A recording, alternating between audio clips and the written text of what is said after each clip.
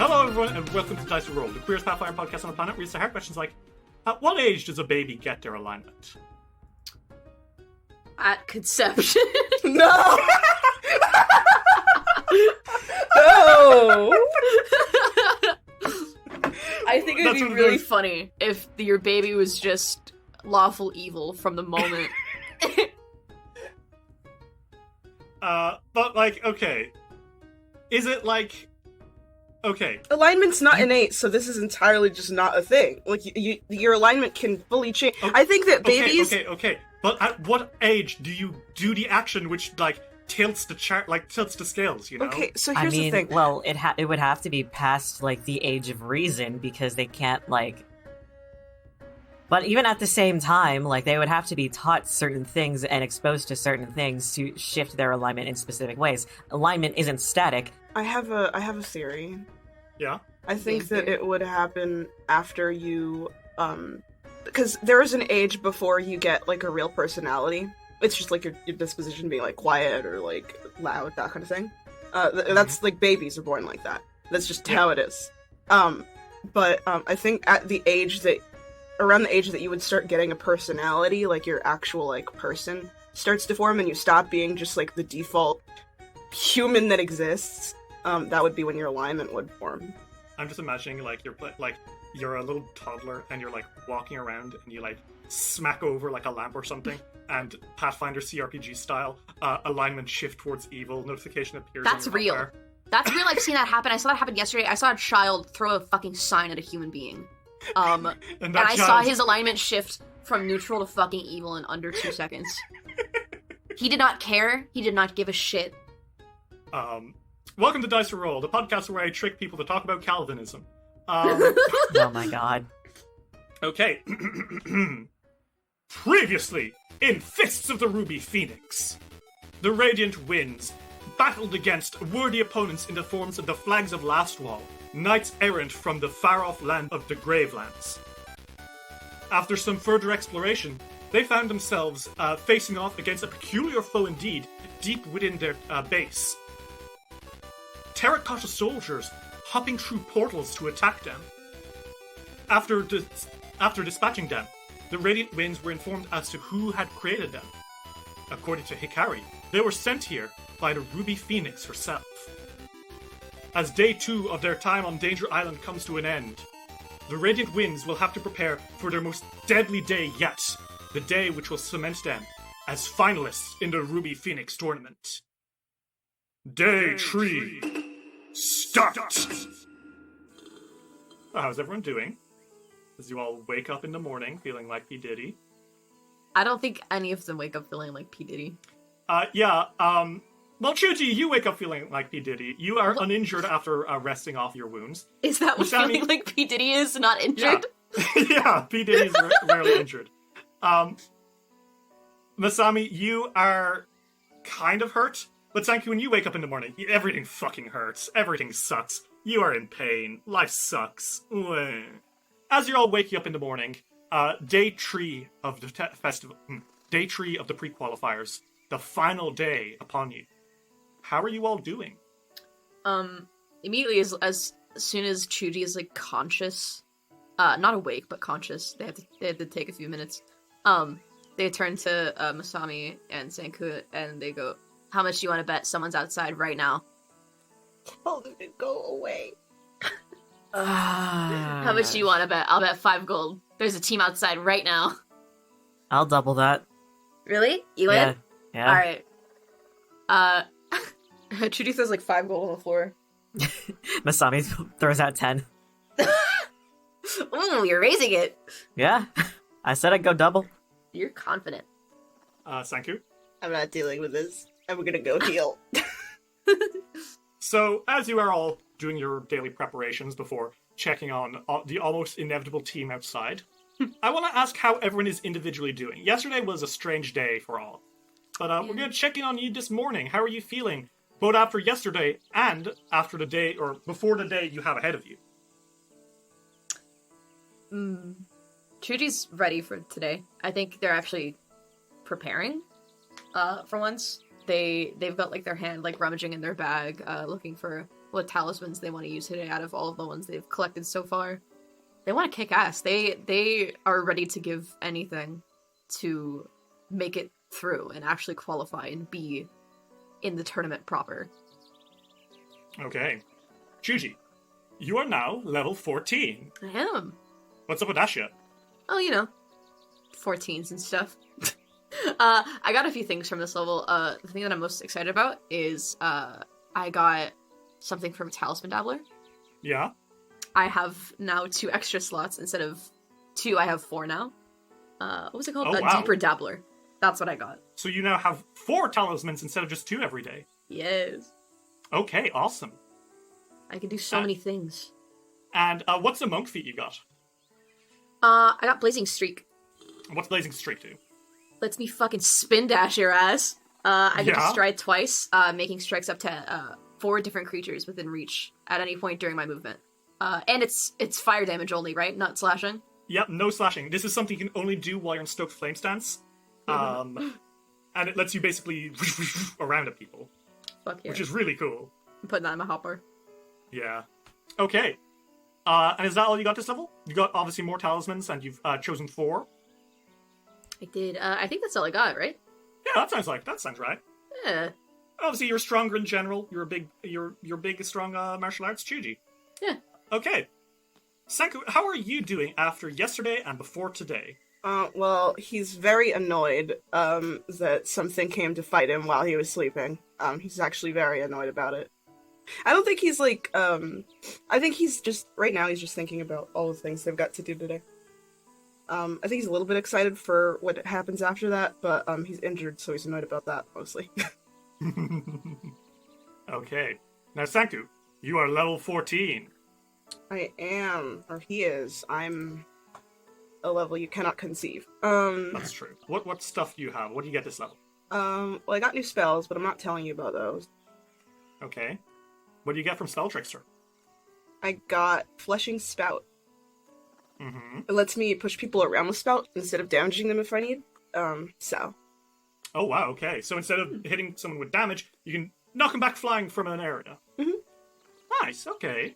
And lastly, what do you get from your witch feats? I got Enchanted Broomstick, which gives me, well, it doesn't give me a broom, technically. That's just the most common thing. I can make an item work like a magic broom would, like that I can fly with.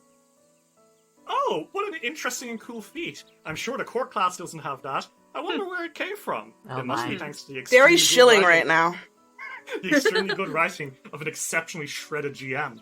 Yeah? Do you have an 8-pack? A 9-pack. Why is it uneven? It's at the top. It's also inflatable. No! So mean to me! But yes, Sanku, you have a flying broom, which you can basically enchant an item that you can sit on to act as a flying mount. Yeah, I'm using a staff. Oh, your staff! Are you going to ride around like a broomstick? Mm-hmm.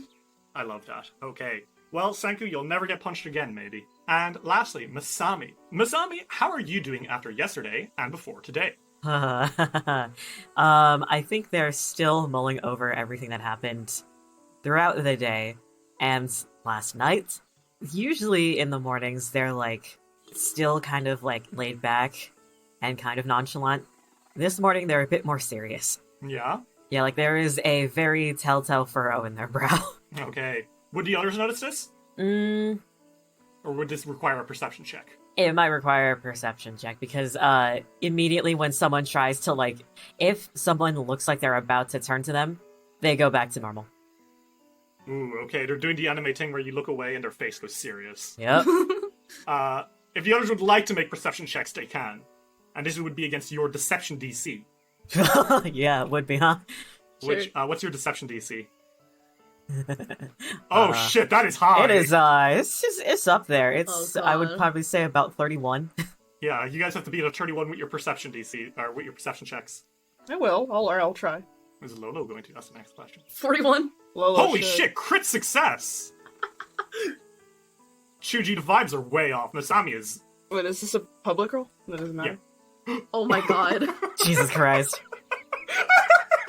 You can't fucking I run. rolled a nat 20. You cannot avoid the Senku. Unfortunately, Masami, I think your party knows you too well. And I think as, like, they don't even need to see that you're, like, doing the thing. I think they just know from, like, your mannerisms that, oh, Masami is anxious and or stressed or deep in thought. Something is up. And I think you guys all know. Like, it's not a question of, like, oh, what's Masami worried about? You guys all know that it's because of yesterday. Now, what you make of that, I don't know. But you can all tell that Masami is a little bit preoccupied with yesterday. Mm-hmm. Now, Masami, you're level 14. Yep. What's up? Spells to fuck with you. Fuck me. Easily. That's the first thing. Second thing, Yeah? 2 feats from both my archetype and my actual class. Yeah? Hit me. Arcane Shroud. Oh, and what's Arcane Shroud do? So if my most recent action was to cast a spell from a spell slot or make a spell strike from a spell... With a spell from a spell slot, that's so... Yeah, Like, I don't know why you split it like that. When you it's cast a spell from a spell slot. Yeah, it's so specific for no reason. Yeah, it gives me an instant spell that I can use automatically. Okay, so for one action, depending on the school of the spell you cast, you will gain another spell for one turn, right? Yep. So, like, just going off this, if you were to cast an Abjuration spell, you would get Stone Skin. Mhm. If you were to cast a Necromancy spell, you get False Life. Yep. That's very cool. Yeah. I can't wait to see how you fuck me with it. Oh, it's gonna happen. I'm looking at one school very specifically. Yeah, I'm not gonna say anything, but I have a feeling. uh, And what about from your rogue stuff? from Rogue, I got Twin Distraction, so that way I can finally use and do more in Rogue stance. Okay, and what's Twin Distraction do? So, when I use Twin Feint, if both of my strikes deal damage to a targeted creature, the target must succeed at a will save against my class DC or become stupefied 1 until the end of my next turn. So it's like Stunning Fist, except instead of stunning them, you stupefy them, which Mhm. can be honestly worse to casters. Yeah. That's very fun. That is very, very fun. Okay, cool. And I think that's everyone. Are we all good to begin our day? The final day? Yes. Yep. Okay. Well, as you're all doing your stuff, and again, Sanku and Shuji, you can tell Masami is stressed. Hikari comes in, and she kind of bows to you all and smiles and says, "Greetings, everyone. Looks like it's you're all awake and ready to start your final day here on Danger Island. Are Yep. you all prepared?" Absolutely. Yeah. As will ever be. You ready to lead a winning team, Hikari? I think she smiles a little humbly and says, "I don't wish to brag, but I think I was dealt the best team." Chuji kind of like nudges Masami's shoulder. And this is probably now in an attempt to like maybe distract them. They're like, Alright, ready? You want to open the doors together and see who's out there? Bet, let's go. Ready to lose all your fucking money? all my 10 gold. Oh, woe is me. come on, Sanky, you gotta witness this. I'm coming. Hold on. Is it okay if he healed? Because I really don't think that he would just go out injured. You'd probably have to... Because that was what I was saying that he was doing right in the morning. Like that was. Yeah, I'm trying to figure out how much time would it take... Because you're not healing everyone. I don't think it'll take a hex action. You have healed a little bit from sleeping, but like, how much does Life Boost heal you? It's your level for an entire minute. So that's 10 times your level, I think. Mm-hmm. 140. Yeah, Sanku, you can spend just 10 minutes with a Life Boost on you, and it'll heal you back to full. Okay. He's doing that. Sanku, while you're healing up in the background, kind of following after the others, Misami and Chuji, you guys go to the front doors of the temple, and you kick them open, Yes. and there's nobody there. You're kidding. Not a Right. single person. Really? The last day is when we're gonna break? Well, I guess. I think Hikari comes up behind you all and looks over your shoulder and says, "What's going on?" I thought this past 2 days there's like always been someone at the front door when we wake up. And there's not? She kind of like smiles at you and says, "You understand that by now, most teams have been eliminated." Oh. Right. Well, I guess. I mean, there's gotta be like some stragglers, right? You can't tell me that there's at least one cocky bastard here. Yeah, we're formidable. You are, but most teams are probably playing cautious. By now, only the strongest of the strong remain on Danger Island. The rest are probably up on top of Mount Haminabu already, awaiting for the victors to be chosen. Well, maybe not already, it's 6 a.m., but they will be soon. Ah. The fighting teams that you will encounter today will be some of the strongest you've faced so far. You'll need to be careful. Cool, got it. Well, I guess you fucking win. Chuji hands Masami their 5 gold. Masami, you get add that to your sheet. Alright. And Chuji, take it off your sheet. Fine. I think Hikari smiles as you're all standing in the door to Danger Island. And she asks, well, everyone, what is the plan today?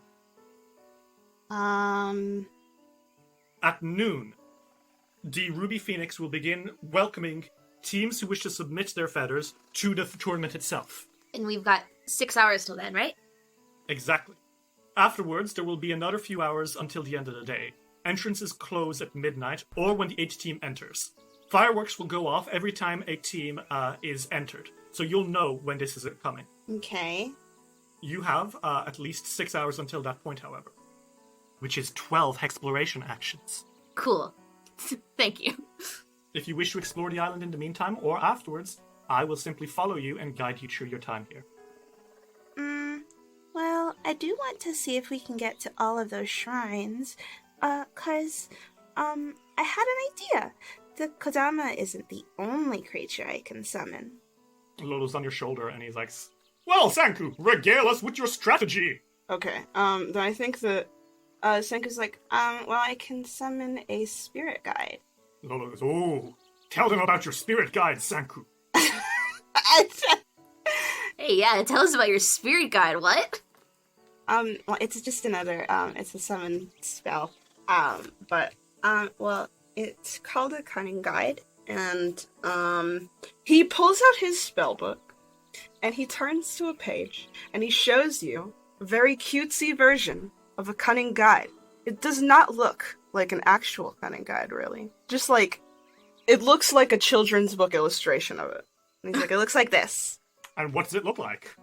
It's kind of like a fox, question mark? A fox, okay. With, like, ram horns. I was about to say a different kind of horn. With, like, ram horns, like the ones that curl back. Like mountain goat horns, right? Yeah. I'm looking at a picture of this dude. Yeah, so am I. Chuji looks at it as like, Is that your fucking persona? It's not my persona! Sanku, that's cringe! I don't have a persona! This is very insensitive to talk about beside Masami. Yeah, Masami's looking at it like, I'm sorry. Oh my god, it's just a spirit that will help us on our travels, and it can speak, like, any language, and can help us, like, find things. So, my goodness. And then he's like, so I was thinking about casting this so that we could look for the places and get that done as soon as possible. Right. That sounds good. Okay. Would you like to summon a cunning guide, Sanku? Yeah. Okay. So you clack your staff down on the ground, and a sigil opens up, and kind of leaping out from it, and then skipping around all your ankles, comes a little fox. And like Dave mentioned, the little fox has big, curling mountain goat horns. And it sits in front of you all, and tilts its head coyly and says, "Greetings, travelers." Hi. Oh, you talk? I told you, he Yes. speaks every language. Oh. Any language you can imagine, I have been speaking for many years. I am your cunning guide. My name is, of course, Nobira. Nice to meet you, Nobira. It is a pleasure to be called upon, my friend. Now, you wish to explore the island of Bunmu, hmm? I have been lingering around these parts for many years. To what may I guide you to? So we've been looking for these shrines, and we've got 2 more, and we're trying to get to those as fast as possible because we're in the middle of a tournament that we need to finish after that. Yes, I see. And Nobira kind of like, his tail flicks a little bit. And he says, I know approximately 8 shrines around the island. Of course, getting to each of them is no easy task. Which ones have you already been to? Senku pulls out their map, and he marks off all the shrines that they've been to. These ones. It seems to me that you haven't been to the ones on the far east of the island. There are 2 within close proximity that you have not visited yet. I may guide you. Okay. For a price. And What? what is that price? there's always a price. I would like to dine on some food. Oh, yeah, Present sure. me a food offering, and I will deign to guide you. Okay. Senku is like, well, we should probably eat breakfast anyways. You guys actually don't feel hungry. Oh yeah, because of We our can't thing. eat. We don't need to eat. Yeah. You Alright. can eat, but you don't need to. Oh, that's Yeah. terrifying. Yeah. Senku's like, The blessing of Kantiani keeps you full. Thanks, Borgod. Thank God. Senku's like, oh, well, hold on, move in the bag, hold on. And he like starts reaching in the bottom of it. He's Lolo like, scampers out of the way, letting you get in. and he pulls out a candy. He's like, is this okay? Or do you want like a meal? I can get you A whole meal will suffice to regale me.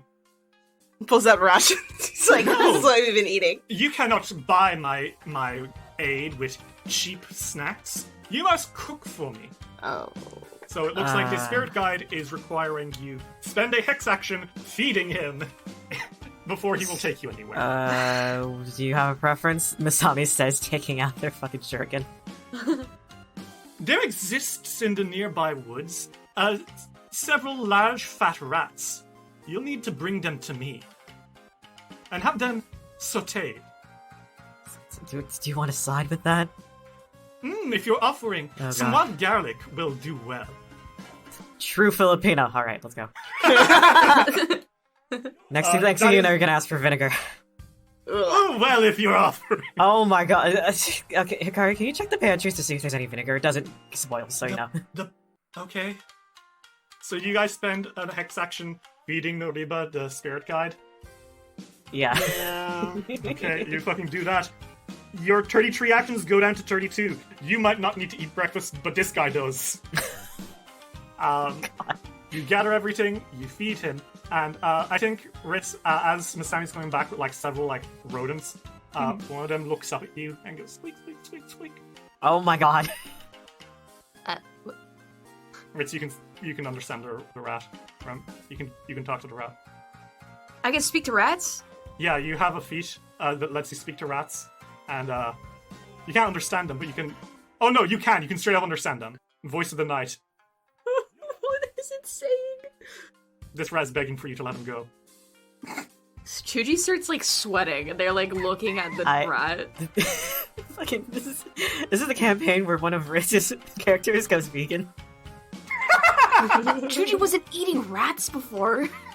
Meat in general, though. Or is it It was only different. rats? It's rats, bats, rats, and wolves. bats, and wolves. Okay, yeah. so Chuji Alright. can't eat those things, which I don't think he was eating in the first place, at least. They were not either that, like none of that, anyways. But Do you leave Chuji, the rat like- to its demise? Chuji's like, sorry, man. That's Oh, bugged you- up. We got. I don't. They just choose not to think about it. I think The rat they bites like you and avert runs their away. eyes and are like, It, oh, it jumps out of anyways. the bag and bites you and runs away. Yeah. Yeah, I'm not kidding. Does It does that. Are you serious? Yeah, it goes away. What? Why'd you fucking ask me for help if you didn't need it anyways? What? It was a moral challenge. Oh my Boo. god. You scared. A moral challenge. Regardless, you have fed Noriba, and Noriba says, "Yes, that will do quite nicely. Now, companions, allow me to bring you true Bun Mu." And this little fox spirit starts dashing out the door, and wait for you patiently. Alright. The Kodama was less high maintenance, but only knew one of them. This guy knows all of them, but he's an asshole. He is kind of a dick. Do you guys Well, I want to mean- head to? A cunning fox spirit, it sounds about right. Yeah. Yeah. You know all about that, Masami. Yep. Um, I'm not gonna hide it, they're kind of a dick. So, you guys are on the map of Bunmu, and you have 32 actions left. Once you have 20 actions left, the Mount Haminabu will begin accepting entrance into the tournament. Sick. And you will be among, hopefully, the victors. That is, if you can make it that long. God. So, as you're leaving, the Noriba starts guiding you. You can follow him. He will, wait if you want to take time to check stuff out. But otherwise, you can also just follow him directly to them. It's up to you. Just follow, right? Yeah. Yeah. You guys are walking out. You're not going to stop at the stone markets. You're not going to do anything else in this hex. Oh, should we stop at the stone markets? Do we need anything? There might be people there. There might be people there, yeah. You might find be able to get a lay of the land and see how stuff is looking out there before you plunge in. That's true. Fuck. Up to you guys. Chuchi's okay stopping by the stone market. I don't think it'll take us all 12 actions to find both the shrines, right? It should. Yeah, no. I think so. You can spend time afterwards also looking around. Up to you. Yeah. Might as well stop by. Yeah. Okay. Okay, so you guys enter the stone market.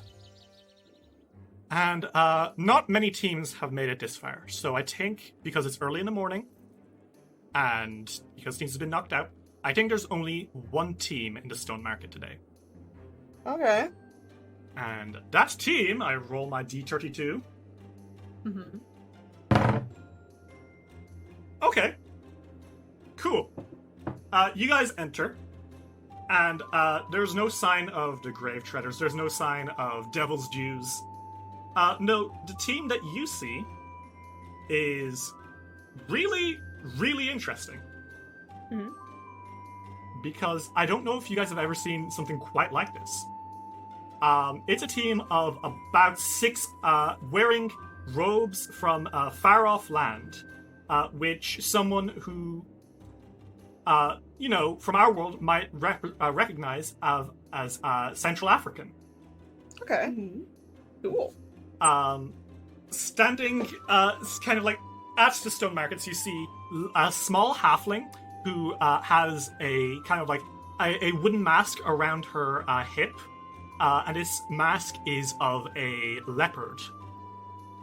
Standing beside her, and equally as small, is a frog person, a Gripply, who is basically a poison dart frog wearing, she's got like blue skin and pink robes. I love her. She is also looking in through the same window as the halfling.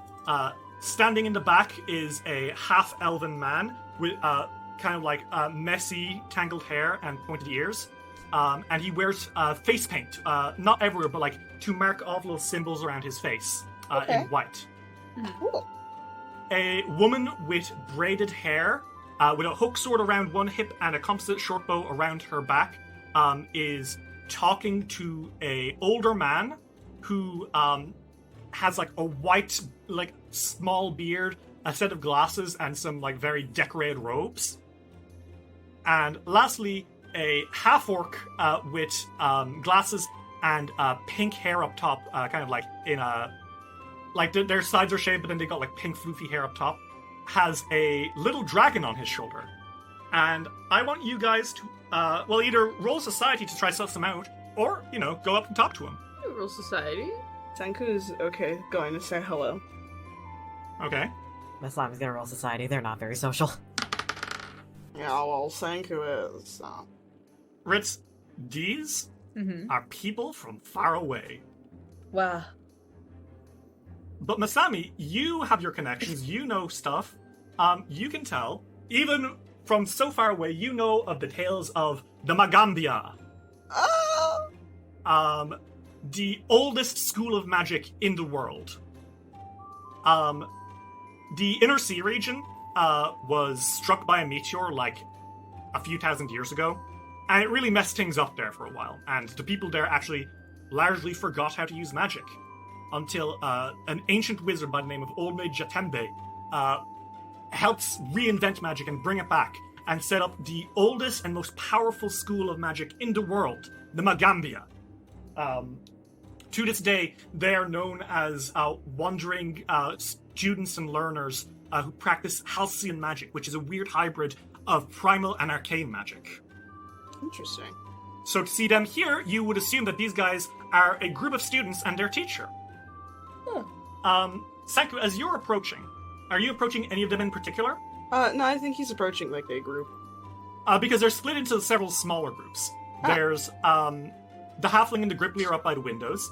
The teacher and the woman with the braided hair are standing off near the entrance and kind of nod as you pass. And then the half-elf and the half-orc are both kind of like doing their own things at different windows. I think Senku doesn't know who they are or why they're You here. haven't even tried to think about it. Senku is going to I don't know. I don't know, Maybe the Derek. teacher? Yeah. You want to say that? I'll go towards the guy that looks the oldest, just because I think Senku would assume that they're the leader, or at least might know what's going on. with their Okay. team.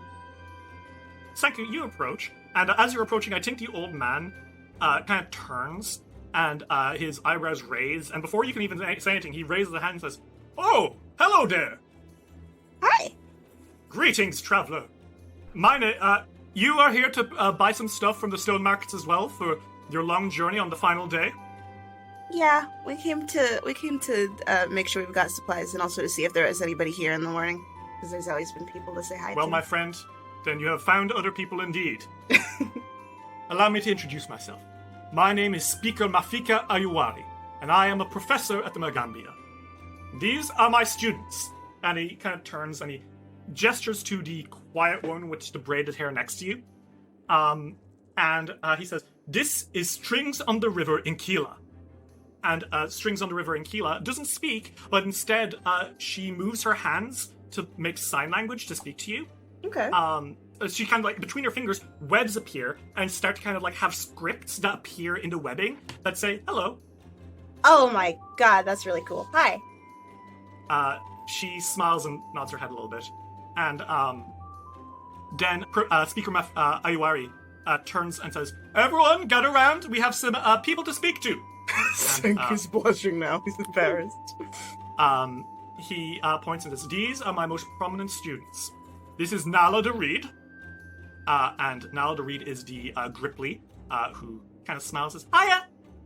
Hi. Nala is a magus and an exceptionally gifted spirit hunter. Aquila Stormheal, he points to the halfling who waves a little bit and grins, and he says, "A wild shaper and a savant of the druidic ways." Oh, cool. He nods to the half-elf, who kind of waves sheepishly, almost a little embarrassed, and says, "This is Netier, a wizard practicing divination magic." Cool.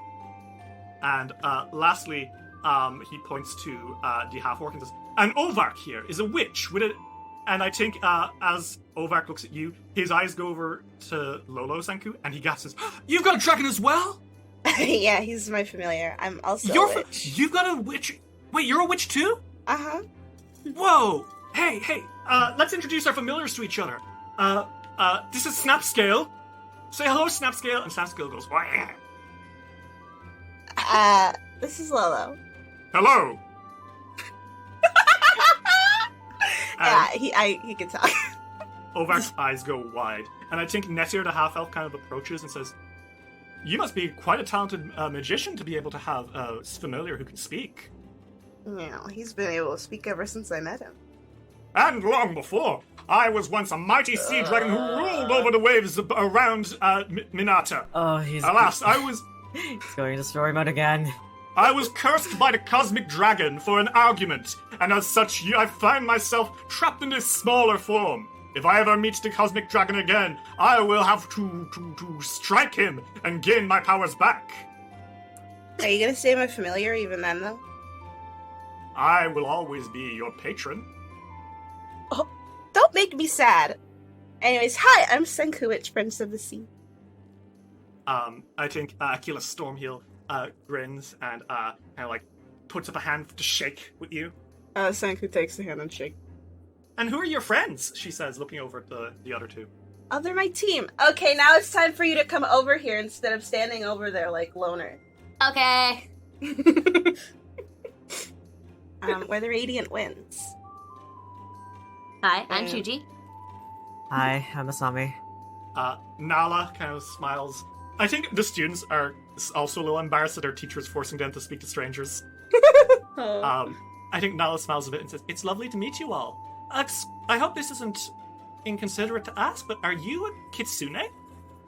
I am, actually. "I've never seen one in real life. Your tails are beautiful." Oh, thanks. Misami is very awkward in the situation. Their tails are flicking back and forth. I think Strings on River and Keela kind of pulls some more sign language, and when she's finished, the webs translate to say, I understand what it's like to be a shapeshifter as well. I think Masami nods at that one. She shakes her hair a little bit, and when she's finished shaking her hair, there are no more braids of hair left. She is a giant fuzzy spider lady. Whoa. Cool. You know those like fluffy spiders that dance? You know the ones. Oh, with big eyes? I believe they're jumping spiders. Yeah, jumping spiders. She's got the head of a jumping spider, and like her limbs are very long, and you have never seen anything like this in your lives. Whoa. She shakes her head again, and she's a human, and she signs, I'm an Anadi. We also shift between forms. I think they feel a bit better. Especially after being, like, a little, like... I wouldn't say called out because that feels a little harsh, but, like... asked about being a kitsune. Yeah, you were observed. Yeah, they don't like being perceived. Yeah, exactly. Regardless, I think Speaker Ayuwari kind of taps his staff on the ground a little bit and says, for you to have gotten this far, everyone, you must be strong teams. Oh, I yeah. don't like to think so. I don't wish to challenge you to a fight. It's much too early. I have not done my calisthenics yet. But how close do you think you are to securing a spot? Pretty close, I'd Yeah. say. I think we're relatively in first fucking place. Netir, the half-elf, raises a hand and his eyes go white for a moment, and then he lowers his hand and says, you have 10 feathers! Uh-huh. Yeah, you got it. That's incredible! When did you get your tent? Yesterday. Yeah, yesterday. I think all of them go, ooh, and Overx says, you guys are the real deal, huh? Oh, yeah. We plan on winning. I think Ayuwari smiles and says, students, recall though, it is not a race, it's a marathon. We may not have all 10 feathers yet, but I'm sure that by the end of the day we will. And we will be among these finest fighters atop Mount Haminabu as the final 8 champions of the Ruby Phoenix tournament. I hope we see you there. How many feathers do you have right now? Currently we have 6. Well, I hope you get them all. There are other teams, and we shall be sure to fight them. However, one of the skills you learn at the Magambia is the skill of perception. And I can tell it would be a risk to fight you. Perhaps we'll see each other again soon then. I hope we see you at the finals.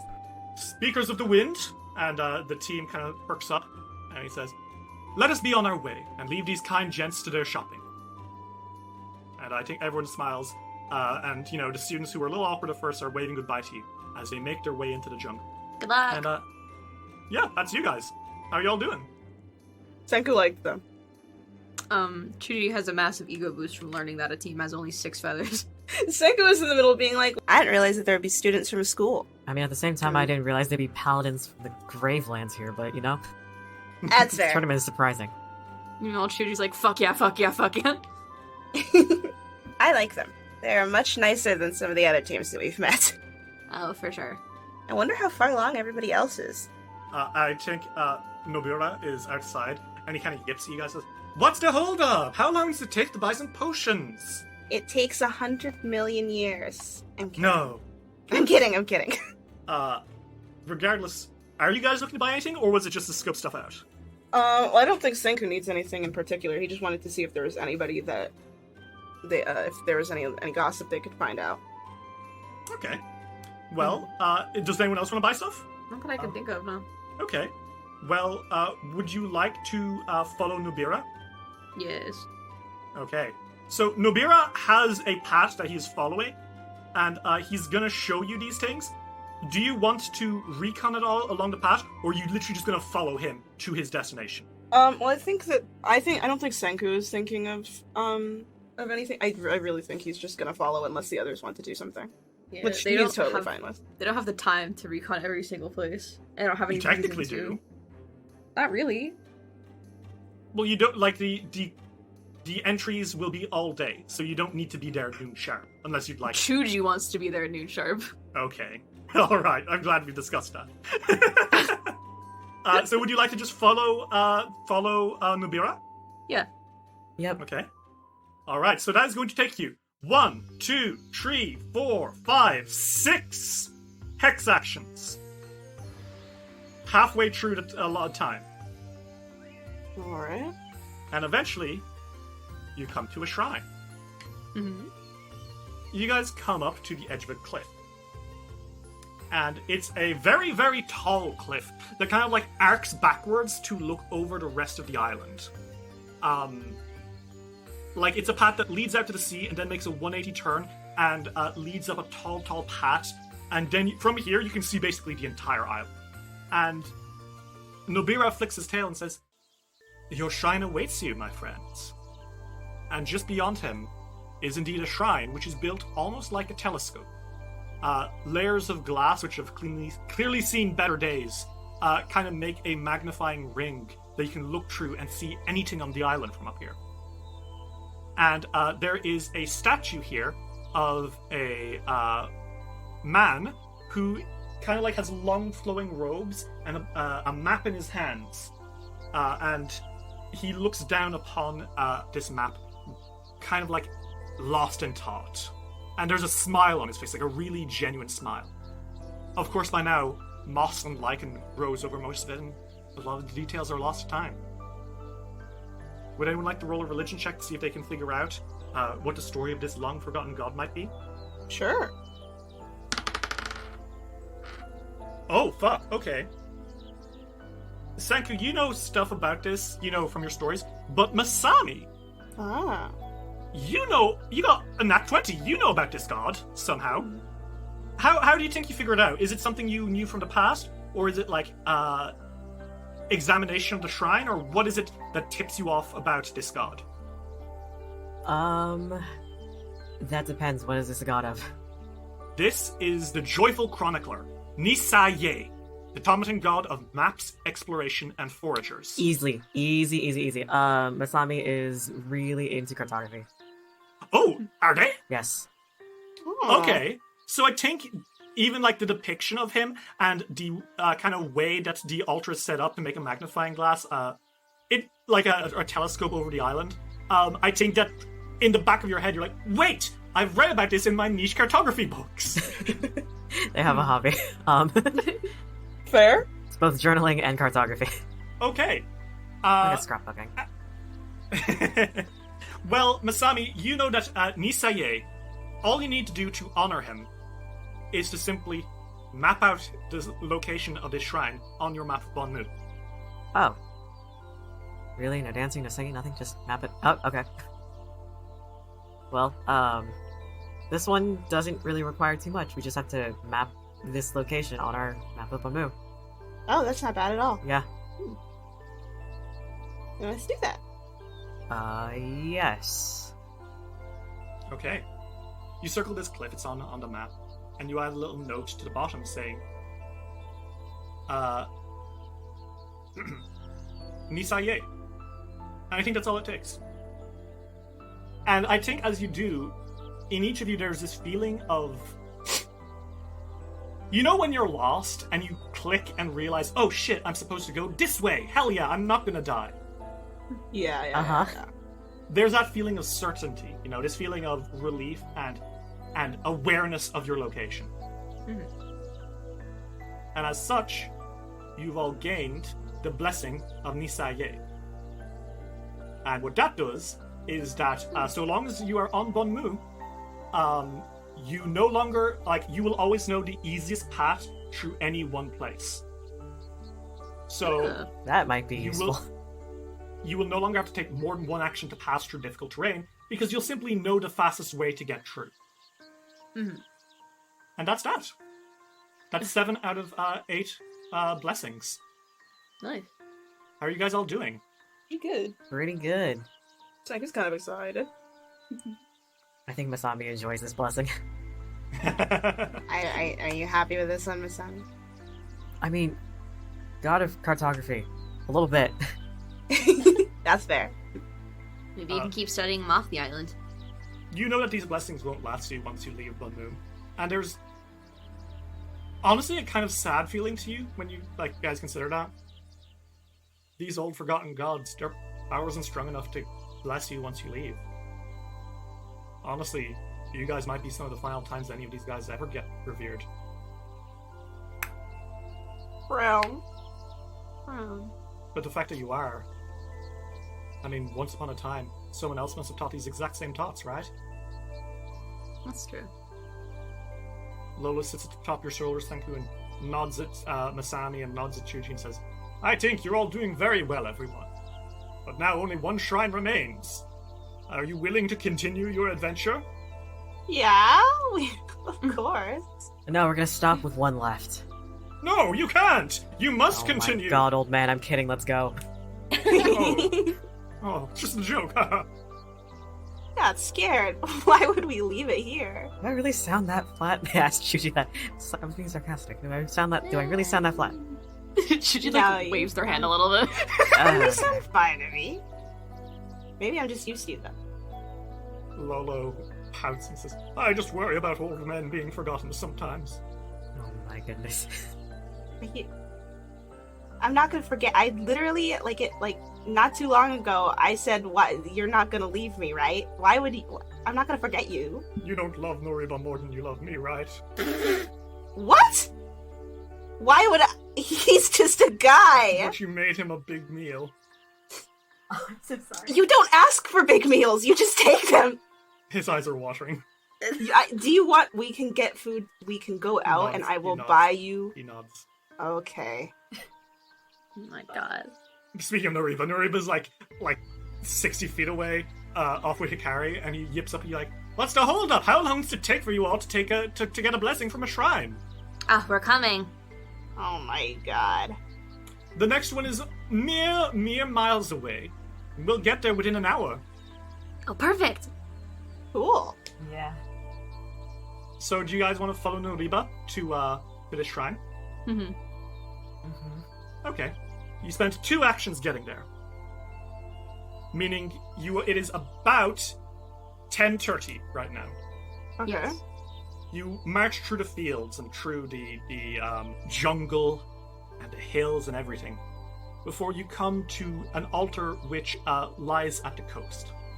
As you approach it, it's pretty easy to see what the shrine is, because it's probably the biggest shrine you've seen yet. If you discount the rock formations of Angunar's shrine. Mm-hmm. It's a statue of a big, fat, smiling man. Yeah. He looks like he's got like kind of Buddha vibes, you know? Oh, is it like the smiling Buddha?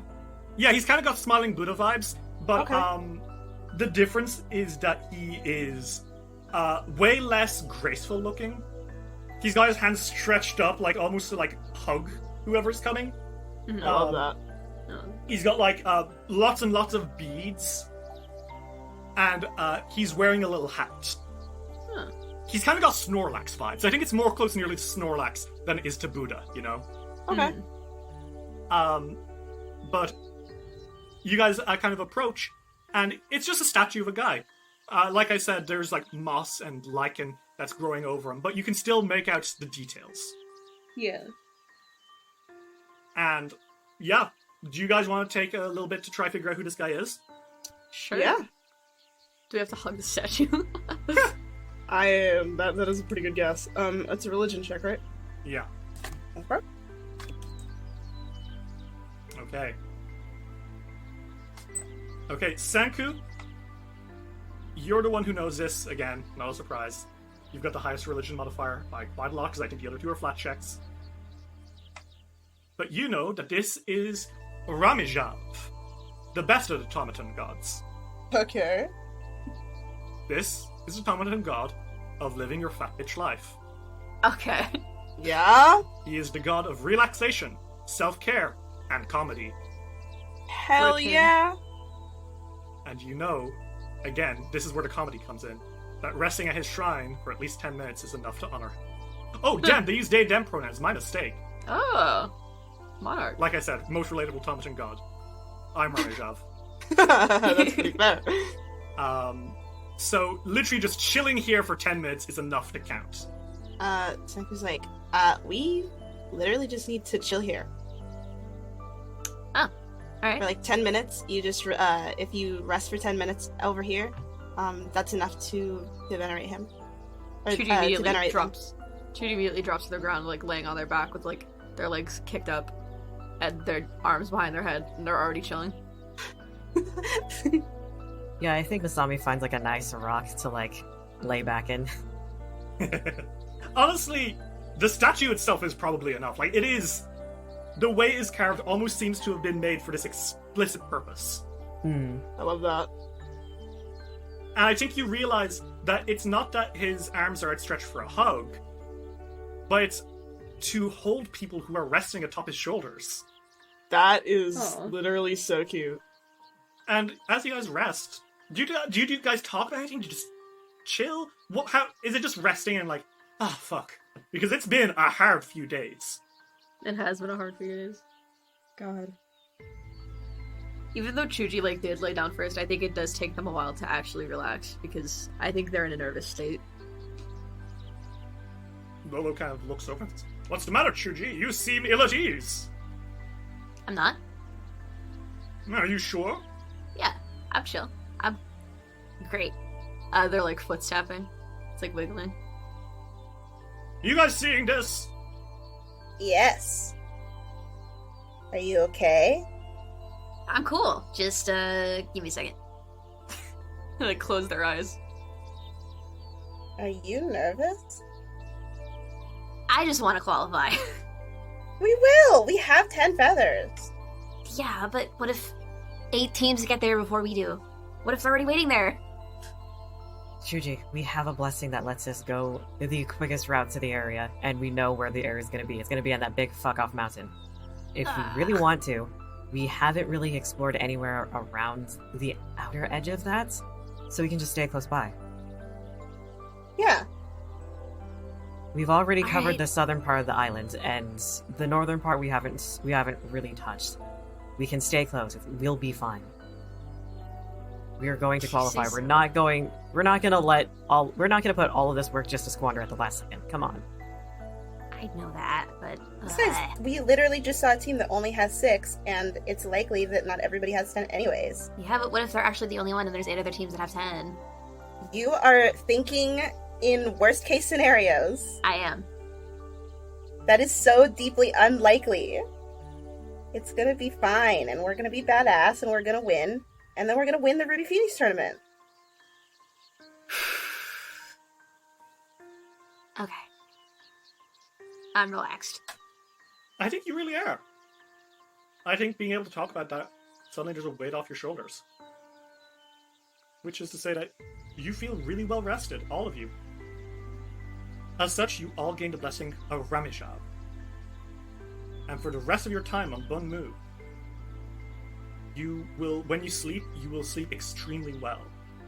You only need to sleep 1 hour a night. That It- is insane. It would That's have been crazy. really good if it were day 1 or 2, when I would have let you stay up past the 32 limit, except there were more roaming Man. monsters, except now it's literally the last one you found, Fuck. which I think is the most Rameshav comedy thing ever. I think it's hilarious, I think so, we should so give I'll let Thor it a pass. blessing. You all gain the blessing of Rameshav. And I think you're all getting up. And Masami, as you're getting up, you were like leaning in Sislai's lap. You notice something. What is it that they notice? There's something in this Rameshav statue's lap that was not there before. They inspect it. They don't take it, but they inspect it. It's a little silken bag, tied up in a little knot. It looks like it's put together by hand. They inspect it further. Suspicious, curious. They look up at the statue like, is this you? Is this gonna be a joke? Well, you don't know. It's light and there's stuff inside it.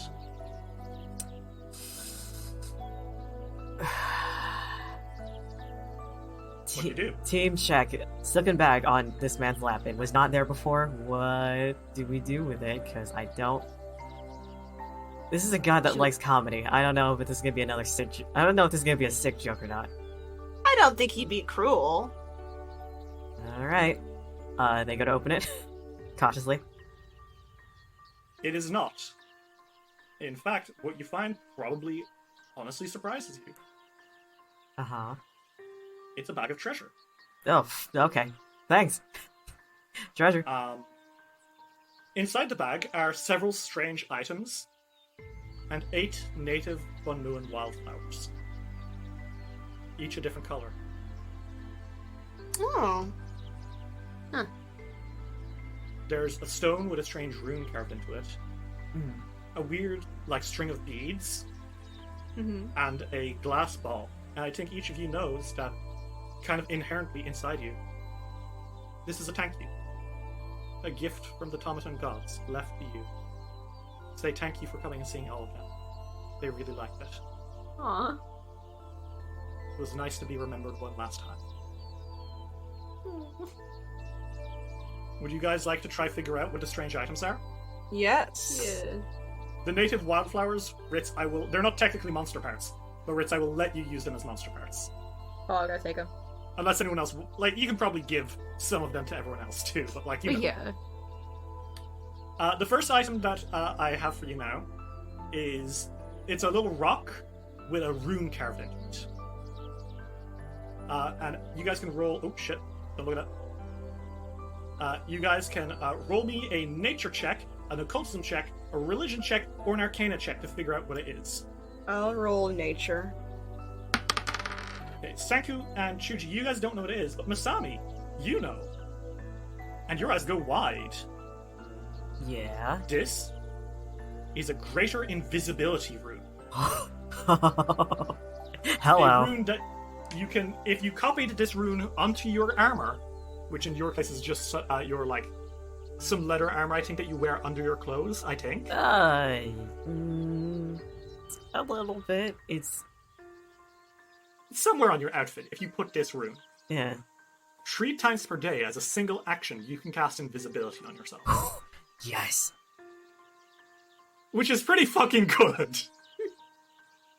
We then have the next item, which is the strange cord of beads. You can roll another magic check, everyone, if you like. Okay. None of you know what this shit is. I know. Wait, was it a crit fail or just a fail? It's just a fail. Oh, then I have that feat. Okay. Dubious knowledge, yeah. Sanku, you're like, maybe this is like, this might be a cord to, like, pull out items of your pocket real fast. And Lolo's on your shoulder list. No, Sanku, I'm pretty sure that's a talisman cord. And I think I'm just going to tell you guys to keep the story going. It is indeed a talisman cord. This tin leather cord bears beads, delicate runic markings, and treads through an item that can bear affixed talismans. When you affix a talisman to that item, you can tread the talisman onto the cord and activate the cord's preserving effects. When you use a talisman, you can make a flat check, and if you beat a 16, you don't destroy the talisman when you use it, meaning you can use it again later. Nice. That's good. That's great. That's really good, even. That's really good. The last item is a strange glass ball. Would anyone like to try and identify this thing? Yeah. Okay. Masami, you don't really know what this glass ball is. Sanku, you think it's a sports ball, smiley face. You get ready to kick it. Shuji, however, you very quickly realize that that's not just any glass ball. That is a crystal ball. Oh. And you can look through the crystal ball and cast a scrying spell through, like, you can cast a clairvoyance through this ball, and you can see something from far, like, you can see something far away. And unlike normally when you cast clairvoyance, everyone else who can see the ball can see what's happening inside. Mm-hmm. And then on top of that, you can cast scrying, which lets you spy on a specific person from far away. So you can either once per hour, you can see something that is nearby through the ball, and twice per day, you can see a specific person and what they're doing. And I think as you all identify these items, it hits you that, hold on, these 3 items are, like, almost perfect for each of us individually. Yeah. These were handpicked. Aw, That's so cute. I love them. Oh. Sobbing. Shuji fucking takes that talisman cord. Yeah? You gonna drop that into your Yeah. bag? They fucking snatch that shit immediately. Dave, would you like the crystal ball for Sanku? To do Sure. some witchy stuff with? Yeah. Okay, drag that onto your sheet. Into the bag of holding you go. Who wants the invisibility armor? I wonder. Immediately, what are you talking about? No, Masami's just not gonna take it. They're gonna rely on their arcane shroud. Yeah, Masami's gonna not use invisibility. Masami, the fucking Naruto character. You take the invisibility, sure. You can drag that onto your sheet, and I'll set that up for you. 3 free invisibilities per day, not bad. Take a native flower now or forever hold your peace before I take all fucking 8 of them. Does anyone want a native flower? I think Senku's gonna press one of them into his spellbook. Oh, That's cute. That's cute. That's really cute. What Masami, color? would you like a native flower? Yeah, I think Masami's gonna keep one. Chuji, you can take 6 native flowers. They're all mine, bitch. And I'll count those as monster parts. I can't wait to see what weapon or armor or whatever you craft using flowers. It'll be great. Crap your mom. So 10:30 kind of like it's like we're slowly getting towards noon. And I think Noriba kind of comes up to you and says, "And so I have guided you to where you wish to go. Thank you. If Thanks. you wish for my aid elsewhere, you'll have to pay me with lunch." Do we need any more help? Or I mean, we know where the site is, and we can get there as fast as we possibly can. Yeah, I think we'll be fine. yeah, I think we're okay. Thank you. A pleasure. And if you ever need more guidance around Bunmu, call up Noriba. And Noriba wishes his tail and off into the... It kind of almost like turns into dust and sparkles away in the wind.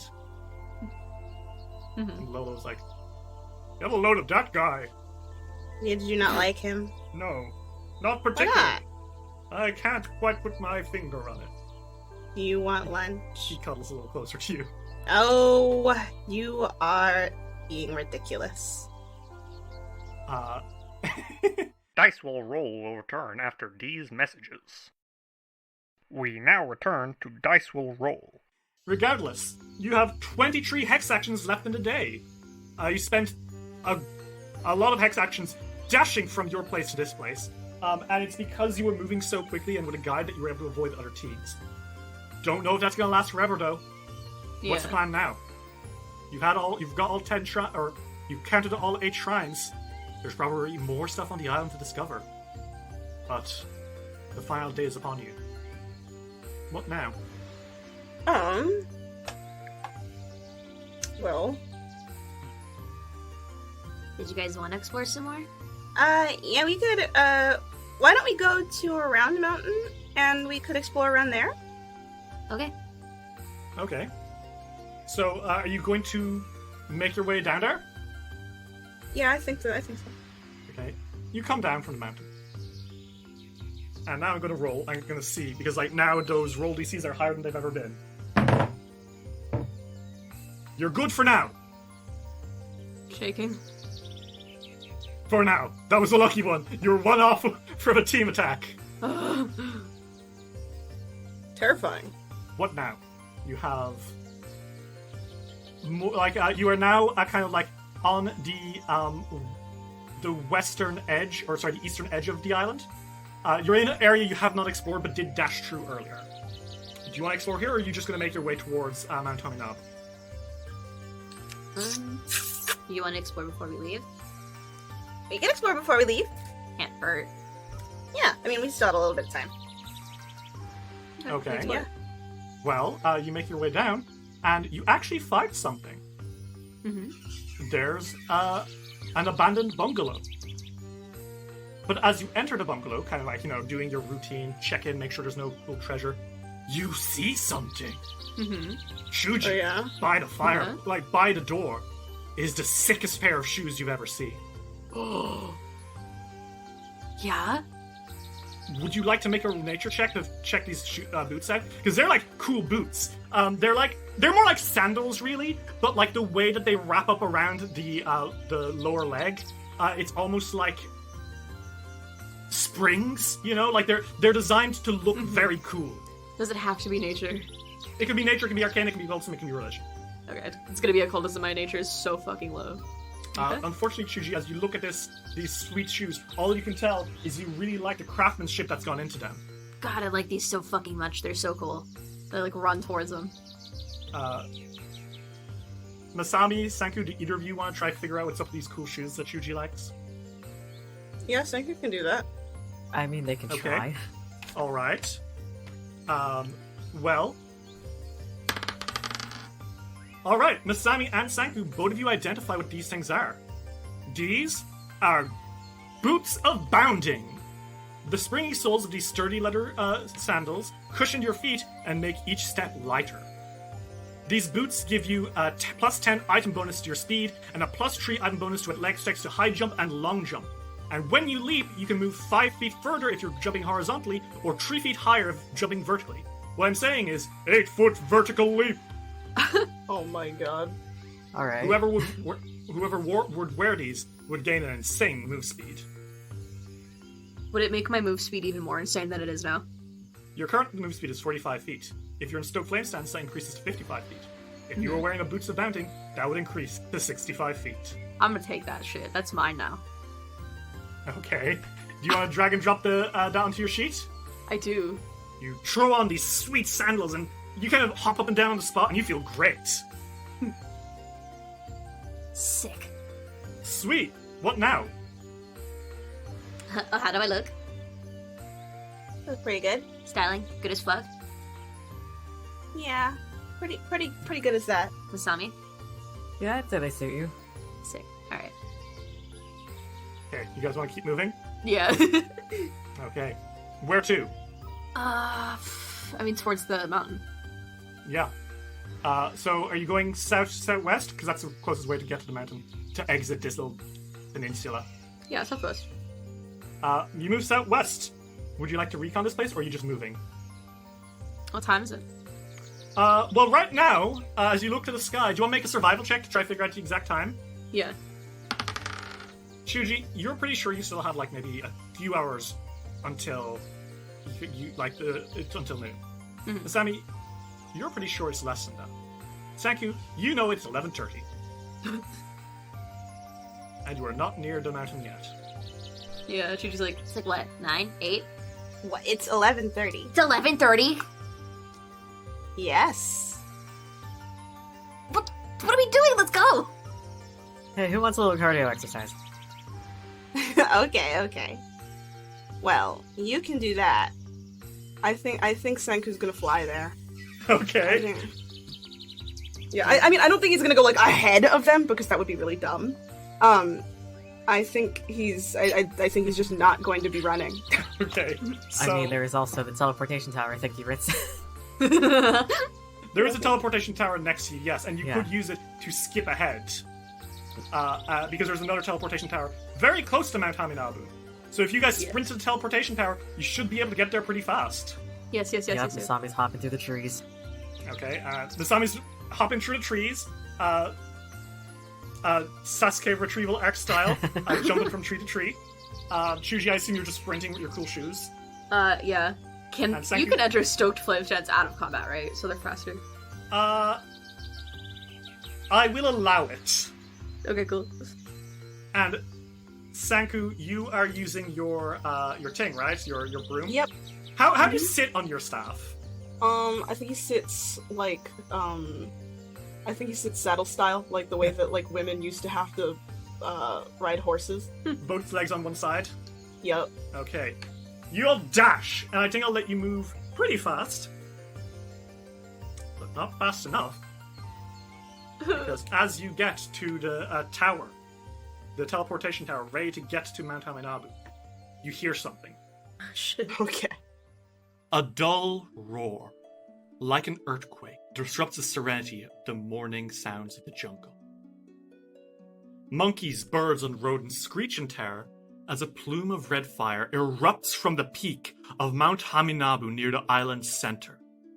The blinding flames paint the sky violet and blast away the clouds around the mountain before dramatically twisting into the unmistakable form of a blazing crimson phoenix.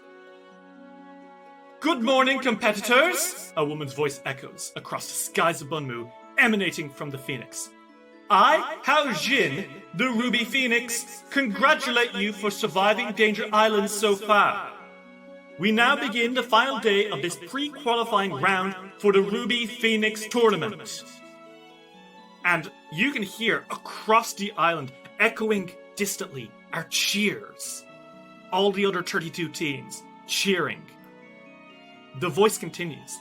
I have placed a palace here on the peak of Mount Haminabu and invite you to join me and my guest, Empress Nai Yan Fei, for a pleasant evening of stimulating conversation, fine local food, and rousing entertainment. To join us, simply bring me your phoenix necklace and 10 silver feathers. This will secure your access into the palace as well as the Ruby Phoenix tournament. I await all of you who are worthy of the honor. You have until sunset to reach the mountaintop. Fight well, combatants! And with Hao Jin's final words, the phoenix erupts into a halo of brilliant fire and disappears. Shit. Chuji's delighted by this. They're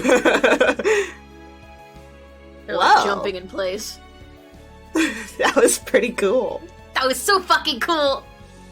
Masami, while those two are conversing, is kind of just squinting up at the sky. They don't say anything, they're just thinking. Are they unimpressed or are they worried? They're still something not act like pleased about Oh, yeah. last night. And they're Cat- still thinking about if it was possible that was Haojin. You know, can't blame you. Yeah. Regardless, Lolo pokes his head out of Sanku's bag and says, Everyone, are you ready for the most exciting day of your lives? Bet your ass. Okay. Yeah. And then, moments later, your glee turns to horror as you hear a sound in the sky. Bah! A firework goes off in the air. At noon exactly, someone else has submitted their 10 feathers and has been confirmed into the next round of the Ruby Phoenix tournament. Damn it. We still have 7. We're fine. Nice to be first. Okay. As long as we make it in at any point in time, I think we're fine. You guys teleport through this tower up to the teleportation tower nearest Mount Haminabu. You rush out, and there it is. This beautiful peak that scratched the sky. Up here is the throne of the Ruby Phoenix herself. Up here is your future. As you leave the tower, it takes you about half an hour to get closer to the mountain. And as you get closer to the mountain, you encounter someone. Huh. And that someone is a team. Oh, fuck. Well, that's not necessarily accurate. No? As you're, running up to the path, suddenly, you see a few figures step into the way, cracking their necks. And what a mishmash of aesthetics. To the left are 3 Nagaji. Lizard-like, snake-like people with scales and fangs and claws, and kind of coming up alongside them is a Naga, a gigantic snake with the face of an old man. To the right are 3 desert-dwelling men, all of whom wear golden and are kind of posing extra dramatically. I'm going to say JoJo levels of posing, you know? They're all buff, shirtless. One of them is wearing beads. One of them's got is completely bald, and one of them has a goatee. And they're all posing menacingly at you.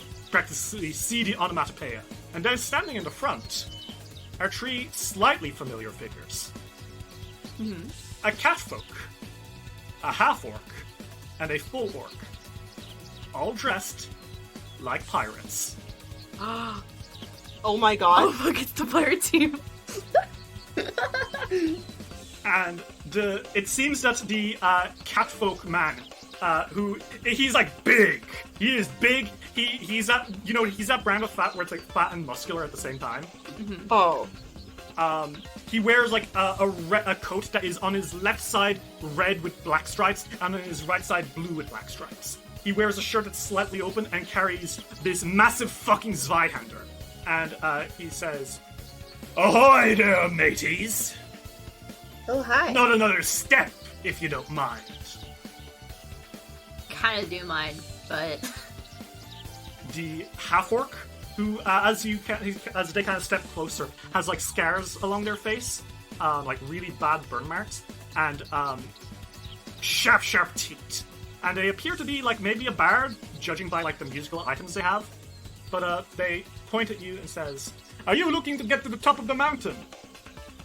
Fucking obviously. Yeah. Ooh, it's not a good day to come across Last Brett! And the full orc, who looks to be like an inventor, like he's got robot stuff all over him, just kind of goes, "Yeah." And then the tree Nagaji kind of like hiss, and the Naga kind of slithers forward and says, "Indeed, you've made a grave mistake by choosing to come here. So predictable. You must have nothing short of many feathers." You can say that. Yeah. "Then bringing these feathers into the grasp of the Poison Fangs was a great mistake indeed." Yeah, we'll see whose fucking mistake that is, dude. And the tree desert man, they point. And they say, "You may tremble at Last Brett, and you may tremble at the Poison Fangs. But you shall not know fury until you have known the fury of Horned Thunder." And the leader, who's the guy with the beads, he punches his hands together and says, "I am the hide of Yorak." And then the bald guy says, "I am the horn of Yorak." And the guy with the goatee says, "And I am the thunder of Yorak." And the tree together pose and say, "Together we represent the might of Yorak, the powerful rhinoceros kaiju who storms our homeland. Oh, wow, that's... With the lightning that comes from his horn and the thunder that comes from his feet." And you see the captain of Last Brett, the pirate gang, being like, "Damn, okay, well, we're just pirates, you know." Like, no, not from us. Chuji looks at them all and is like, Alright, are you guys done? I have a tournament to win. Can we fight now? The captain laughs. No, my friend. Let's introduce ourselves properly. I'm Captain Baku. This is Clover. And the half-orc is, "Hello. Fervo Backblast, me engineer." And Fervo is like, "Yeah. We're Last Brett, but we found it was too difficult to get the 10 feathers we needed. We're only stuck with 3 for some reason."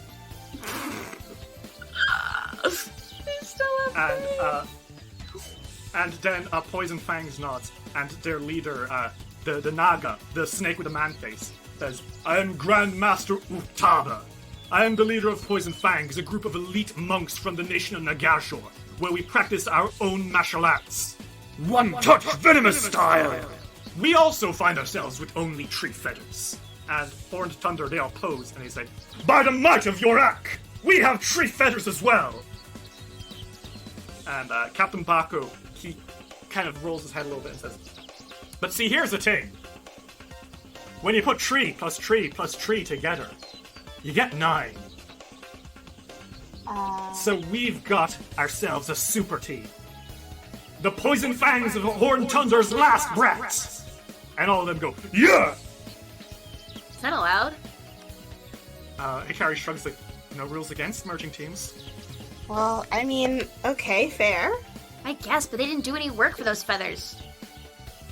Baku taps his head and says, "I disagree. We built a pirate ship." You Oh, did, that's so I- cool. we did actually see that pirate ship. And you didn't challenge us! You were like a mile out. Fervo sighs with, "It's a bad idea." And Cloak says, "Oh, don't worry. It's fine. We've got them now. We've got everyone now, right? Yeah? You guys Yeah, good to when go?" you're outside of your fucking pirate ship. What are you gonna do? You don't have your cannonballs. They look a little sad. And I think Grandmaster Atop says, "Silence! Listen to me," he commands. God. Can't wait for the next 3 fireworks. We only need one feather to succeed. But we will bargain 3, because we don't want you coming back from the brink. Are you really sure?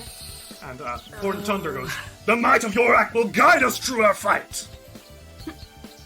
And Lord of your act says, "I agree." And the Trooper goes, "Your act, your act, your act." You know, if you lose this, there's no way in hell you're getting up that mountain. Grandmaster of Taba shakes his head and says, "Then we will not lose." And Captain Black was like, "What the snake said. Listen, I'm here on an important mission to find me boy. And I'm not Boy? Yeah, me sea serpent. I lost him. Oh. And I'm not going home until the Ruby Phoenix herself has given me a powerful artifact to get it back." And Clover says, "I'm here for moral support." And Fergal Blackglass says, "Yeah."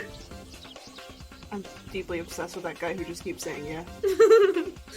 So Grandmaster of Talbot says, "And so, do you accept our deal?" Well, we have no choice either I way. don't think we really have a choice. You're barring the way unless I use Dimension Door. It's your own funeral, man. The tree enforcers, by the way, look very smug.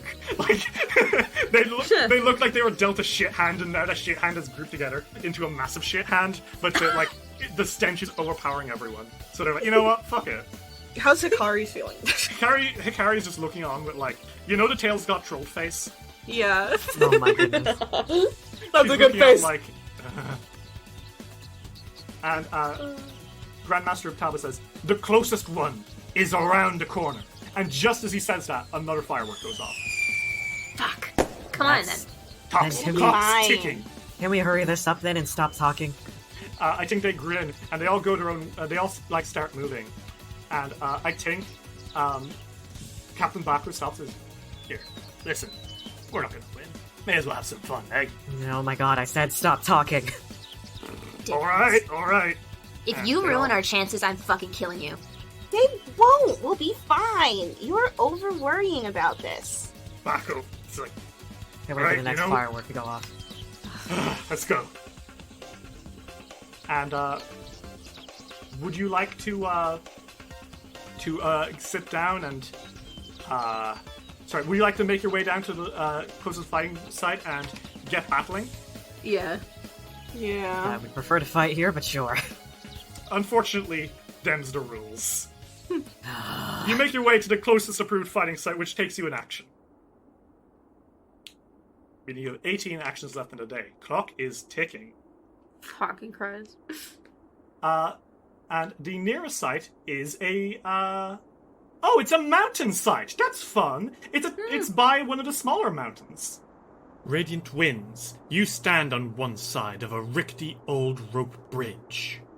The bridge crosses 2 mountains, beneath which there is a deep chasm which plunges down a mile. On the other side of the bridge, you see a group of Nagaji and their Naga boss, some kaiju fanatics for a desert tundra rhinoceros, and some pirates. All 3 of them, all 3 mini-teams, grouped into this one mega-team, are prepping while you guys stand on the other side of the bridge. Hikari says, "Radiant winds, are you ready?" Yes. Please let us just get on with this. And I think then the enforcers on the other side, one of them shouts out, "Poison fangs of the horned tunder's last breath, are you ready?" And all of them in 3 different tones go, "Yeah!" And everyone, Wow. I want you all to roll initiative. Fuck.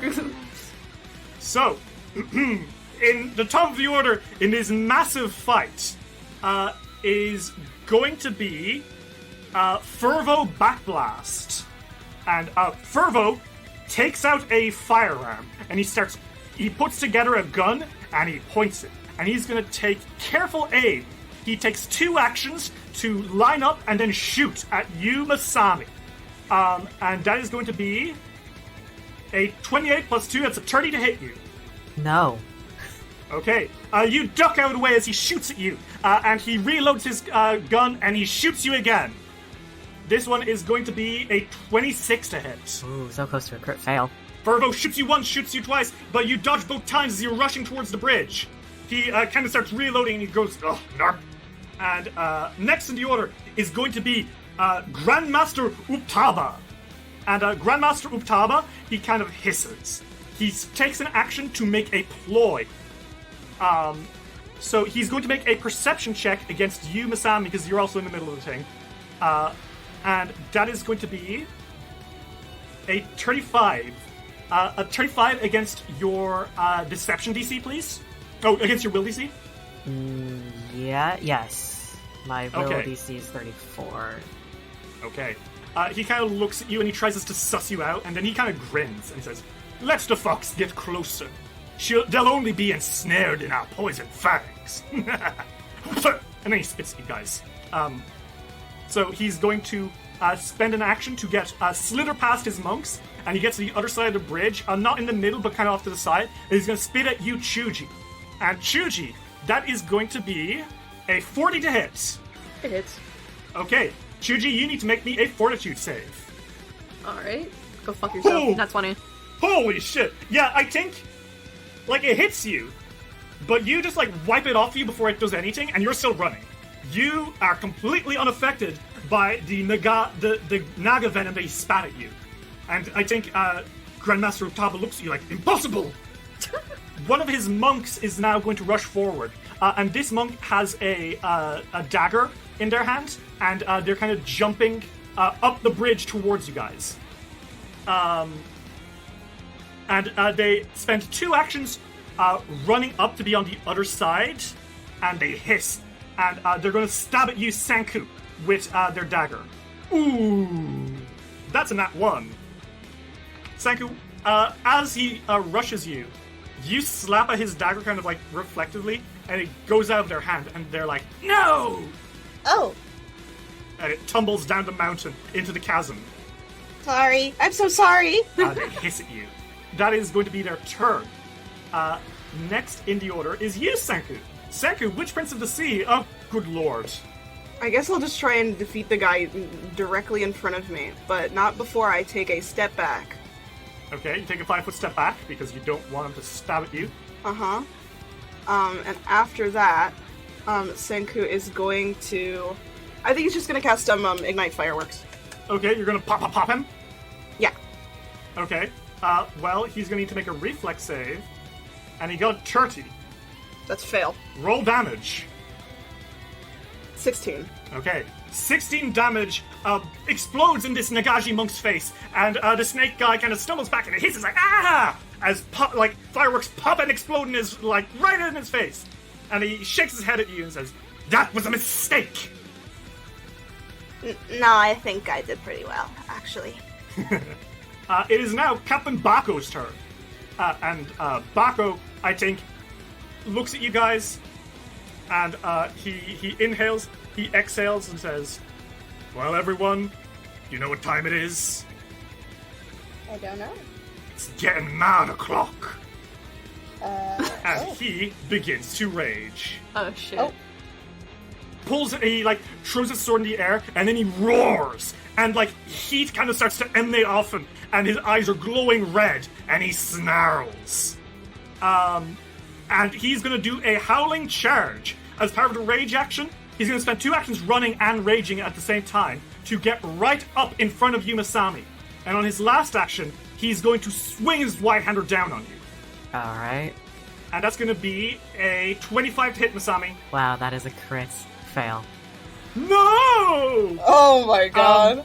Okay, Masami, I think he, slashes down, but you, jump out of the way and then jump forward really fast, and he goes, kind of the rage almost confusing him for a second, and you can see that he is going to be flat-footed for a turn. You shouldn't have. But that's going to be Bako's turn. It is the Thunder of Yorak's turn, and the Thunder of Yorak does nothing. He simply delays his turn. You don't know why. Okay.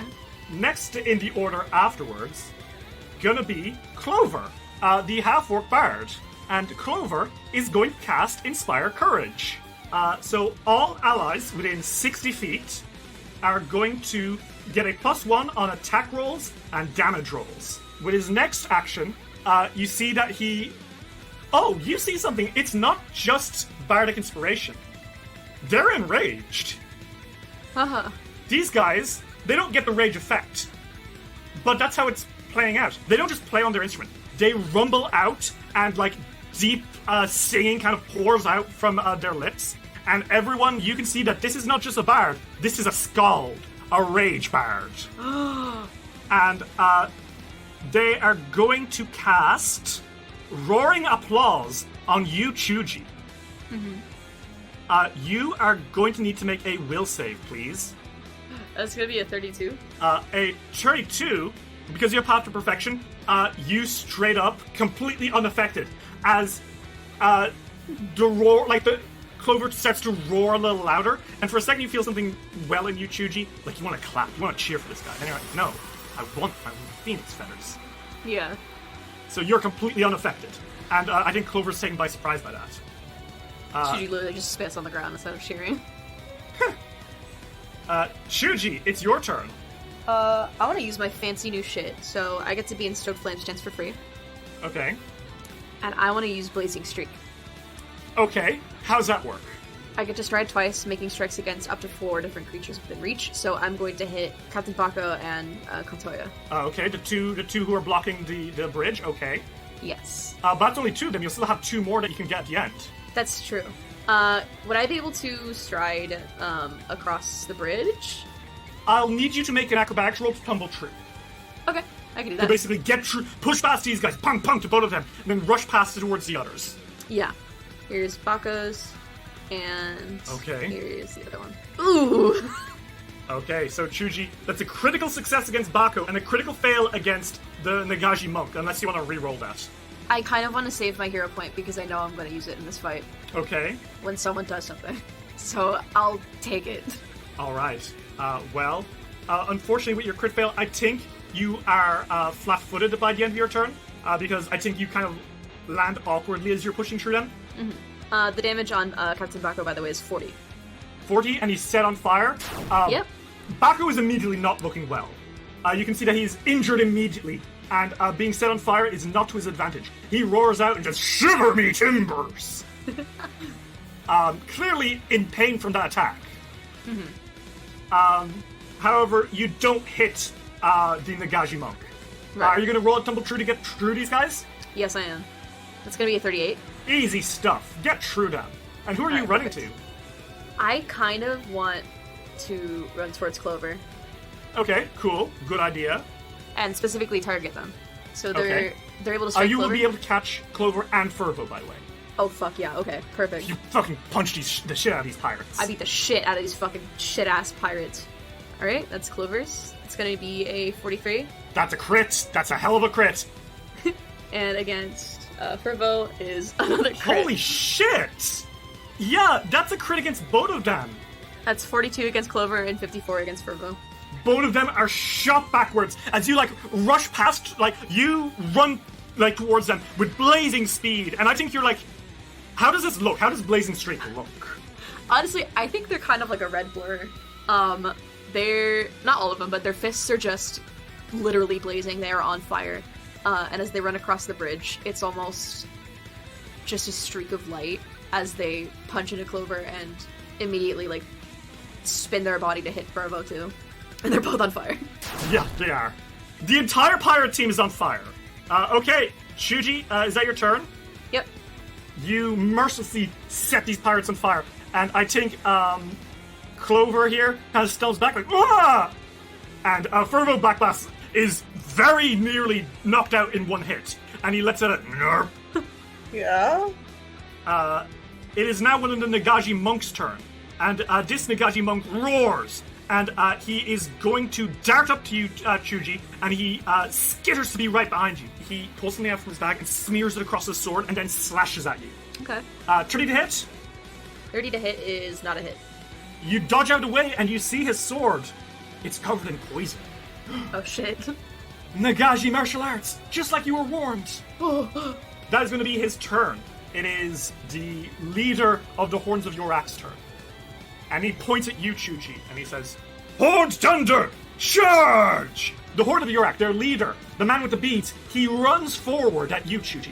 And then you see the other two running with reactions directly behind him. And you realize the Horn of Yurak, the Hide of Yurak, the Thunder of Yurak, these three are moving in emulation of a giant kaiju rhino. Oh shit. Horn in front, Hide in pretty middle, good. Thunder in back. Chuji is going to hell. And the Horn of Yurak is going to use a Thundering Slam against you. And he swings his great axe down at you. And that is going to be 44 to hit. Yep, that hits. The horn clashes into you. You are going to take 13 slashing damage. Alright. But as his axe slams into the floor, thunderclouds erupt from when the Horn of Yurak strikes. He deals 7 electric splash damage to the target and all creatures within 10 feet.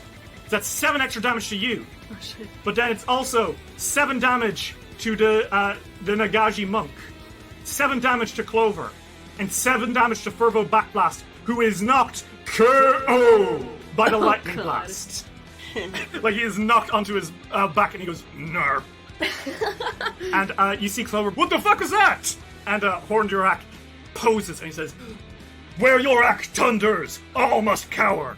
And Clover's like, your own teammates? And that is going to be his turn.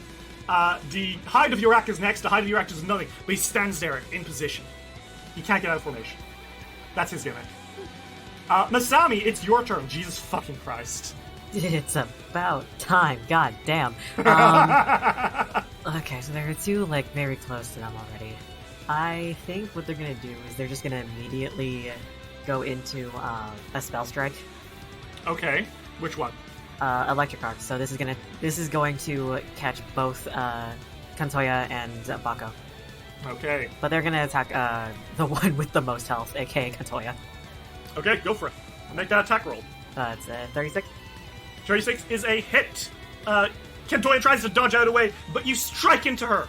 And you can roll that damage and then roll electric arc damage. 19. Okay, 19 damage to Kentoya. And now roll that electric arc damage. 24. Masami, lightning blast from your sword into Kantoya, and Kantoya lets out a shriek, and she is knocked backwards off the edge of the mountain, and she is Oh God, she's falling! Oh God! Oh, a bubble appears around her. She's good. She's Okay. just Well, down the mountain. here's the cool thing about electric arc, though. Yeah. Targets 1 or 2 creatures. There is a man directly right next to me, and he needs to make a reflex save. Uh-oh. Crit That's a fail. 15. That is a crit fail, my dude. How much damage is that? 48? That is 48 damage. Oof. Yeah. Captain Baku stumbles back, and you can see, like, as electricity is arcing him, he was like fully shocked by the lightning blast that knocked the Nagaji monk off to the side. And he looks at you with wild eyes, and he grins. Is that all you've got? Show me some more. Alright, fine. They are going to use their focus points. Yeah? They're going to Dimensional Assault to refresh their spell strike and teleport. They basically ready their Chokuto, and you know how in samurai standoffs, they basically Zantetsuken fucking teleport or stride. There's a moment of silence before the man fucking breaks. Yeah. On top of a fucking bridge On top as of a well? bridge. Hello? Yeah. Okay, sure, go for it. Make me Alright. this attack roll. Nat 20. Holy shit, how much damage is that? By the way, 34 damage. 34 damage. Yeah. Masami, you slash right through Captain Baku, and there's a clean cut, and he stands there for a moment before toppling. And he is oh shit, no he's not! Captain Baku turns to you, a huge slice through him, and he turns and he says, is that all you've got? Captain Baku, special technique, Death's Door. He uses his reaction to not be knocked out, and he is left with 1 HP. Persistent as you are fucking talkative. Holy shit. Masami, is that your turn? That's their turn. Okay. It is the Thunder of Yurak's turn. And the Thunder of Yurak is at the very back. And he doesn't do anything. They can't get out of formation. How is this team still here? Well, they joined this team, I guess. it's the final Nagashi monk's turn, and they decide they're going to join in on the circle of death around Chuji, because Chuji has, to the north, the Horn of Yorak, to the west, Clover, to the east, one of the Nagashi monks, to the south, Fervo Black Blast, KO, and now to the northwest, the final Nagashi monk pulls up with a short sword, and he's going to strike at you with a sword that he just poisoned with an action. 25 is a miss. Hell no. Wait, is it 25 a miss? Or is it... 25 is a fucking crit fail. He stabs into the Horn of Yorak by accident. And that is a poisoned weapon, oh god. The Horn of Yorak takes 12 damage. And he's going to need to make a fortitude save. He critically succeeds, good for him. But unfortunately, the Hide of Yorak is going to use his punishing blow to deck the shit out of the Nagashi. You can tell this party is not particularly well put together. A 37 against the Nagashi is going to be a success. The Nagashi takes 16 damage. So what happens is, he runs up to you, Chuji. He accidentally taps the Horn of Yorak. The Horn of Yorak says, "Ah, I am wounded!" And the Hide of Yorak says, "Not on my watch!" And he punches the monk. He's like, "Ah, fuck! It was a mistake!" Infighting. Love it. Can they keep doing that? That would be nice. I mean, that's what happens when you throw together a team of people who don't know each other, right? Next in the order is the Guardian Naga. He's gonna slither up the bridge, and he's in front of you, Masami, and he hisses, and he says, he doesn't, get right up to you. He, stops on the other side of the bridge, and he says, "Now you must face my magic!" And he's gonna cast Searing Light on you. And he opens his mouth, and he blasts a laser of white-hot light. And that is going to be a 36 against your AC. Oh, that hits. Alright. A beam of fire erupts from his mouth. That's 11 damage, lol. I think Misami takes that, but it doesn't... They don't seem impressed. If anything, they're smiling up at him, and they go, "Oh, you're a magic user. Perfect." I think that Grandmaster Utaba is a little worried now. It is now Sanku's turn. Sanku, Captain Bako is there. He's got 1 HP. And he'll probably catch fire and be KO in a second. Sneeze on him. Just breathe on the man. Yeah, I cast Spout. Oh, are you going for him? Because he will go down otherwise. And there's a whole... Oh, is he shebang. going down anyways? Yeah, he's on fire. The man is on Oh, fire. okay. He has 1 HP. So since I was flying already, is it okay if I can still do that? I can still move on. Yeah, I'll say. It takes an action to fly otherwise, right? Yeah. I'm just asking because I'm trying to see if I can cast Crashing Wave to catch all of the people that are here. Hey, Dave. Yeah. Is that spell able to be heightened? Able to? Yeah. I have it at third, but I know that it does heighten when I don't if you have do it that, heightened. I'll use my hero point card on you. Really? Yeah, my hero point card is play when you were an ally is casting a spell. You get to heighten that spell by 1 level. Then I think I'm going to do that. I need to find a position. I need a position where I can get to everybody. Yeah. How close do I have to fly to do that? Okay, so you're just trying to get everyone who's to the north of Chuji, which is all of the hides, the Horned Thunder, and 1 Nagashi Monk? Yes, and yeah. Yeah, I think, the range on this is what? Crashing Wave's range is 30 feet, so you could just, fly, get on your broom, fly past everyone, and then just get over here and blast him with water. Oh, what? Oh, no, I was trying to also... Oh. Here, yeah, that's why I if was you fly right here. So you're flying over the chasm and you're trying to not get the Guardian Naga as well? Mm-hmm. Okay, so... Sanku, you fly up, you take out your... You put your staff between your legs and you click your heels. Between? Oh yeah, you sit on your staff, Sanku, and you fly through the air over the chasm. And you kind of get in a position where you can hit everyone. Grandmaster Utaba, all of the guys of Yorak. Mm-hmm. Do you want to cast a spell? And Chuji, do you want to use your hero point card, I guess? Yeah. Yes, I do want to cast it. I think he's got it so that, like, one of the ends of it is spraying it this time. Usually he'd have it coming from the whole, like, the sap on the side, but he's sitting on it, so... Yeah, so it's coming from the tip, like a fucking tank. So everyone needs to make a reflex save. Chuji, how does this thing work? Chuji, when Chuji sees Senku cast the spell, I think they literally push someone from the group into the spell. You push So the it's a little horn of stronger. Urak, who falls into the hide of Urak, who falls into the thunder of Urak, and all of them fall more into this spell. And Sanku, you're blasting the Naga point blank, so... the Naga fails. Thunder of Urak succeeds. And then both the hide and the horn of Urak are critically hit by this.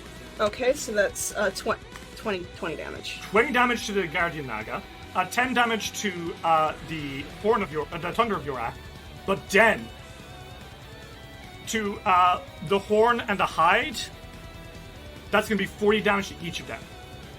Whew. And neither of them is looking good. Like, a stiff breeze will knock them out now.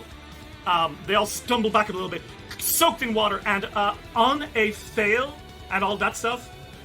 Okay, yeah, but never mind. Well done, Sanku. Is that your turn? Yeah, I moved and then I casted a spell. Yeah. Sanku, you're atop the mount, and you kind of like glance at the Naga, who is like really hurt, and he snarls and says, "You'll pay for that one, boy." I don't know if I will. It's Clover's turn, and Clover does the wildest shit you've ever seen. Mm-hmm. Clover roars, and fur goes up their hands, and their teeth grow. And Chuji, I think it's at this point you're like, oh, they're werebear kid. Uh-oh. Oh, fuck. And Clover, they can no longer speak, they just roar at you. And that's going to be a bite attack at you. Does a 39 a hit? 39 is a hit, yes. They're going to do 3d8 plus 18 damage to you. Okay. As they maul you. That's 35 damage. Oh, no. And they're then going to try run away from you because this sucks. They're on fire, everything hurts. And they don't want you to hit them if they start casting. Oh, they moved away? Yes, fuck. Anyways, so that's gonna be a flashing strike.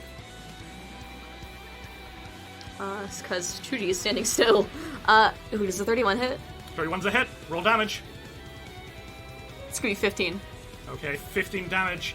And at the end of their turn, the fire burns through Clover, and they let out. And even in their werebear form, werebear kin form, it's not enough to keep them going. Clover stumbles and is KO. Nice. It's Captain Bako's turn. Captain Bako roars, turns to you, Masami, and he pulls out a gun and he shoots at you. Does a 35 hit, Masami? 35 is my AC. Okay, that is going to be 12 piercing damage as he shoots you in the back. Okay. He then roars and he shoots. He is going to just rush up at you and try to attack you. Uh-huh. And unfortunately, that is all his actions because he can't actually attack you. He took an item out, he shot at you, he ran. Shit. The fire takes out Captain Bako, who lets out a groan. And he is KO! Nice. Last Breath is unable to battle. One of the Nagaji monks who's really badly hurt, he's gonna just try stab you 3 times, Chuji. Okay. 38 to hit. 38 hits. 20 to hit. 20 is a crit fail. A 33 to hit. You know, usually that wouldn't hit, but since it's a fucking nat 20. Yeah, I rolled a nat 20, and that, because it's neither... I rolled a nat 20, but I still missed, so it's just gonna be a regular hit. And on that nat 1, I think he does cut himself with one of the attacks. So... that's gonna be a total of 20 damage as he stabs you twice, and then he does 10 damage to himself. Okay. It is the Guardian of Yorak, and he's near death. And I think he's just gonna punch the monk who's nearby, because he's now decided that guy's an enemy. 26 to hit is gonna be a miss against him. Nat 1. He actually... oh no. He accidentally bonks the Horn of Yorak over the back of the head. He takes out the Horn of Yorak! Oh shit. As the Hide of Yorak is like, get away! He starts like decking at the monk, and then he accidentally punches the Horn of Yorak in the back of the head, and the horn goes, ugh, and falls to the floor, and the Hide looks down at his hands in distress. He says, the Hide must persevere! And he steps over his friend's corpse to stand next to you, Chuji. And the Thunder of Yorak follows him. Okay. He doesn't do anything else though. Okay. Masami, it's your turn. Fuck. I don't know what you mean. Masami's fucking chilling. Yeah, Masami, never mind. Yeah, you're on the bridge. The Naga boss is on the bridge as well. The people fighting Chuji are severely hurt. They are actually going to drop their Jokudo, and as they're running up to the Naga, they're going to quick draw their Kama and twin feint into twin distraction. Okay, go for it. So is this does this take up both of my first and second strike? Yep, that's right. Okay, But he's flat-footed against it. Oh shit! I mean, either way. Hang on. Oh my god, damn it! It's fine because the first one's a crit. I mean, You could re-roll the second one with a hero point if you wanted to really twin distraction him. you know what? Just to fuck with them, they actually are going to use their they're going to use their hero point. Okay, re-roll that shit. No, they're going to use their crit card. Okay, what's a crit card? Battle Cry. What's Battle Cry do? Unleash a terrifying battle cry, attempt intimidation check to demoralize, and compare the result against all enemies within 30 feet. Oh shit, okay, I think that catches everyone. 19. 19 will not pass Grandmaster Utaba, but it will actually pass his minions, who are not very strong. But it won't affect the height of Yorak. So both the two remaining monks are going to be frightened, which is not great because they really already didn't need that. You yell out, Masami, as you are slashing into this guy, and yeah, he's gonna. I think they're scared because they see how much damage you do to him. Roll that damage for me from that critical hit, by the way. Oh wait, they're flat-footed, aren't they? Oh yeah. Yes, they are. Never mind, it's in there. 44. It's also a crit, so 40 to take, please. Yeah, okay. 35? Okay, he doesn't get deafened. That's fine. He is seriously hurt, though. Grandmaster Uteba kind of slithers back a little bit, and he hisses like, "What manner of sorcery?" He's really badly hurt. Oh, this time, I'm not using magic. Okay, fuck yeah. Is that your turn, Masami? Yeah. Okay. One of the poisoners yelps, and he's gonna stab at the guy who's punching him, because of fucking course he will. And that is a 34 against a Hive of Urak, which is a hit. And that's gonna deal 10 damage. He stabs into the Hive of Urak, and a bubble goes up around him. And Hive of Urak goes down. And he is KO! All that remains is the Tundra of Urak, who yells like, "Brothers, no!" The Nagaji hisses. And he's gonna go for you now, Chuji. He's had enough fucking around.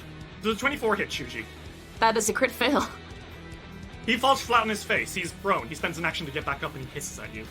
Does getting back up count as a move action? Oh, fuck me. Yes, it does. So about that. 43. You didn't need to get a crit. You didn't need to do that. Why did you do that? I did. It's gonna be 60 damage. One hit KO! You deck the shit out of this guy, and he yells, and he stumbles, and he is KO! That's him gone. It's the Guardian Naga's turn. He hisses loudly, and he's going to, I think, try to cast in your face, Masami. He's going to cast a Flame Strike in your face. Do you think he actually will, though? What do you mean? Attack of opportunity. Fuck! I forgot you can do it on spells! Yup. Casters hate them. 37. 37 is a hit. Roll damage. 17. Masami.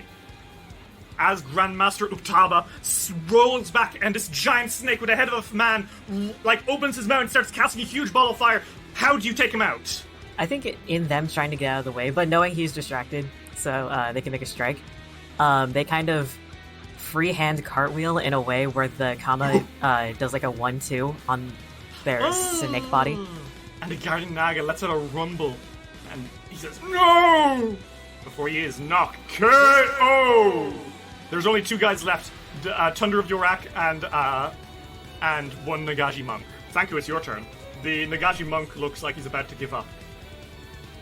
Tundra of Yorak says, "I'll take you all on, for Yorak!" Is he look? Yeah, he looks absolutely badly he is injured? battered. He looks really hurt. Then I'm going to cast Elemental Betrayal and then Spout. Okay. I mean, I think he's still using the staff. I think he's just because he's sideways. He's sitting on it, and I think that he sort of taps it. Ah, okay. He sort of taps the clear part of it, so that one of the bubbles pops and magic happens. I think it's like that. Now, he has to make a reflex save against Spout, right? Yeah. Trudy? Fail. Okay. How much damage is he gonna take? He's gonna take, 26 damage. Plus 8 from, Elemental Betrayal. KO! All that remains is one Nagaji monk who's looking anxious, but he turns to you, Chuji, and he snarls. Chuji, it's your turn. This guy is not gonna... What Reaction 1-inch punch. Okay. You're kidding! 39. That would not be a crit if you weren't frightened. Roll this damage. That's 86 damage. What for the you. fuck? You punch him off the mountain! Boom! He's sent flying, he goes, ah! And you hear a bubble pop a mile away. Oh no! Yeah, thank you. You saw him fly past you. Do you need help? He's like shouting down. A thumbs up comes up from the cliffside. He's beside the other Nagaji who got knocked down. And you've all defeated the poison grip of Horn Thunder's last breath. And for this ridiculous encounter, you get 420 experience points. No, Blaze it. Blaze it You all- because most of them were on fire. Yeah, they Oh, were. fuck off. Senku, Masami, and Chuji, none of you were particularly badly hurt by that. Chuji, you took a little bit of a beating when they ganked up on you, but you're good. Actually, Senku's uninjured. Oh yeah, Senku, you're fine. Yeah, Chuji and Spirit is fine. They're just a little bit pissed. Yeah. They're just Yeah. dusting themselves off. They're fine. You guys all kind of get together, and the leaders of the three teams slowly stand up. Grandmaster Uptaba, the Naga, he snarls and he says, "Huh, find it. You have won. You've earned it. You fought valiantly in the end." And, I think the horn of your axe stands up and he kind of, he brushes himself off and he says, "Even if you don't have the power of your axe pulsing through you, you've got something great inside you indeed, whatever it may be." And, I think Captain Bako, limping up, he puts, a big friendly hand on both Senku and Masami's shoulders and says, "Listen, it was worth a shot, and honestly, it was just kind of done for fun. You landlubbers did pretty well alright. I'd love to see you win now. You're gonna win the tournament, aren't you?" Yeah, yep, with, gumption, the power of youth, something. We gotta go. No thanks to you. Okay, we're leaving. That was fun. She grabs Masami and Senku away from him, and they're going across the bridge.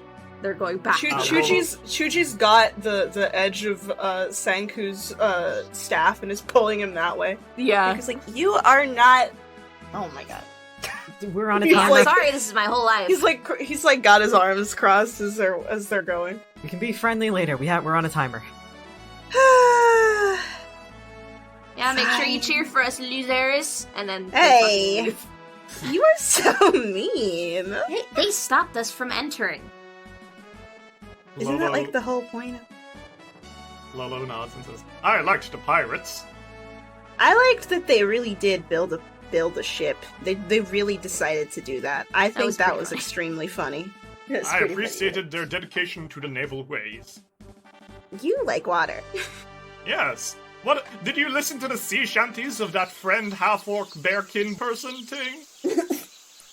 I did do that, and that was pretty sick. Fellow? Regardless, you make your way away from this mountain. And by now, an hour and a half, it is like 1:30. Chuji's stewing. Another firework explodes in the sky, meaning that 3 out of 8 have submitted themselves. Fuck's sake. Despite this being open until the end of the day, it looks like a lot of the parties are ready to go. Competition's tough. You guys are headed towards Mount Haminabu. You have your 10 feathers, and nothing will get in your way now.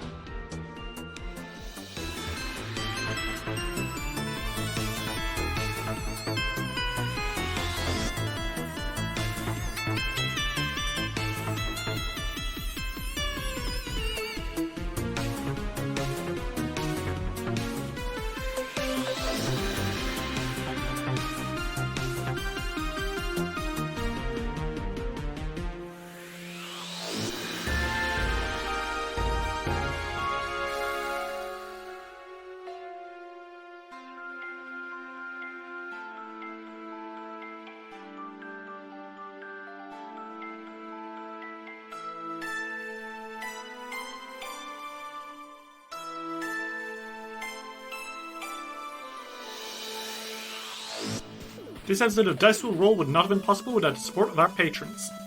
Aiden Scholl, Nex, Minty Belmont, Opie and Anna, GP Dora, Marshmallow Berry, Sarissa, Ferric Falcon, Luis Loza, Aries, Alexander Criswell, Skyly, Blurs Hellion, Kendra West, Ren, Genuinely Tricked, Transgirl Trish, Platonic, Bal Punyon, Johnny the Catman, Matthew Wilson Krasnovich, Tillen Shark, Fearin, Glitch HD, Jace Snooks, Zenith Drums, Josh Heathcote, Torbjorn, Introduction, Sophia Valera, G. Barbera, Luke, Gideon, Sarah B, Seth, Ravona Darko, Dolore, Kira, Lichelo, Gizmo, Matthew, Cass, Fable Makarov, Ava, Chris Lutman, Rem T. Bright, Lonesome Chunk 44, Steph, Sean C, Natasha Lumley, Rhiannon C, Ellie, Jenna Mitchell, Kane Kendrick, Triceratops, Greg Kitsune, Anna Maria, Roxy, Jordan, Cynical Spinstress, Emily Laderna, John the Bookquarter, SS66 Seeker, and Dame Valerie III.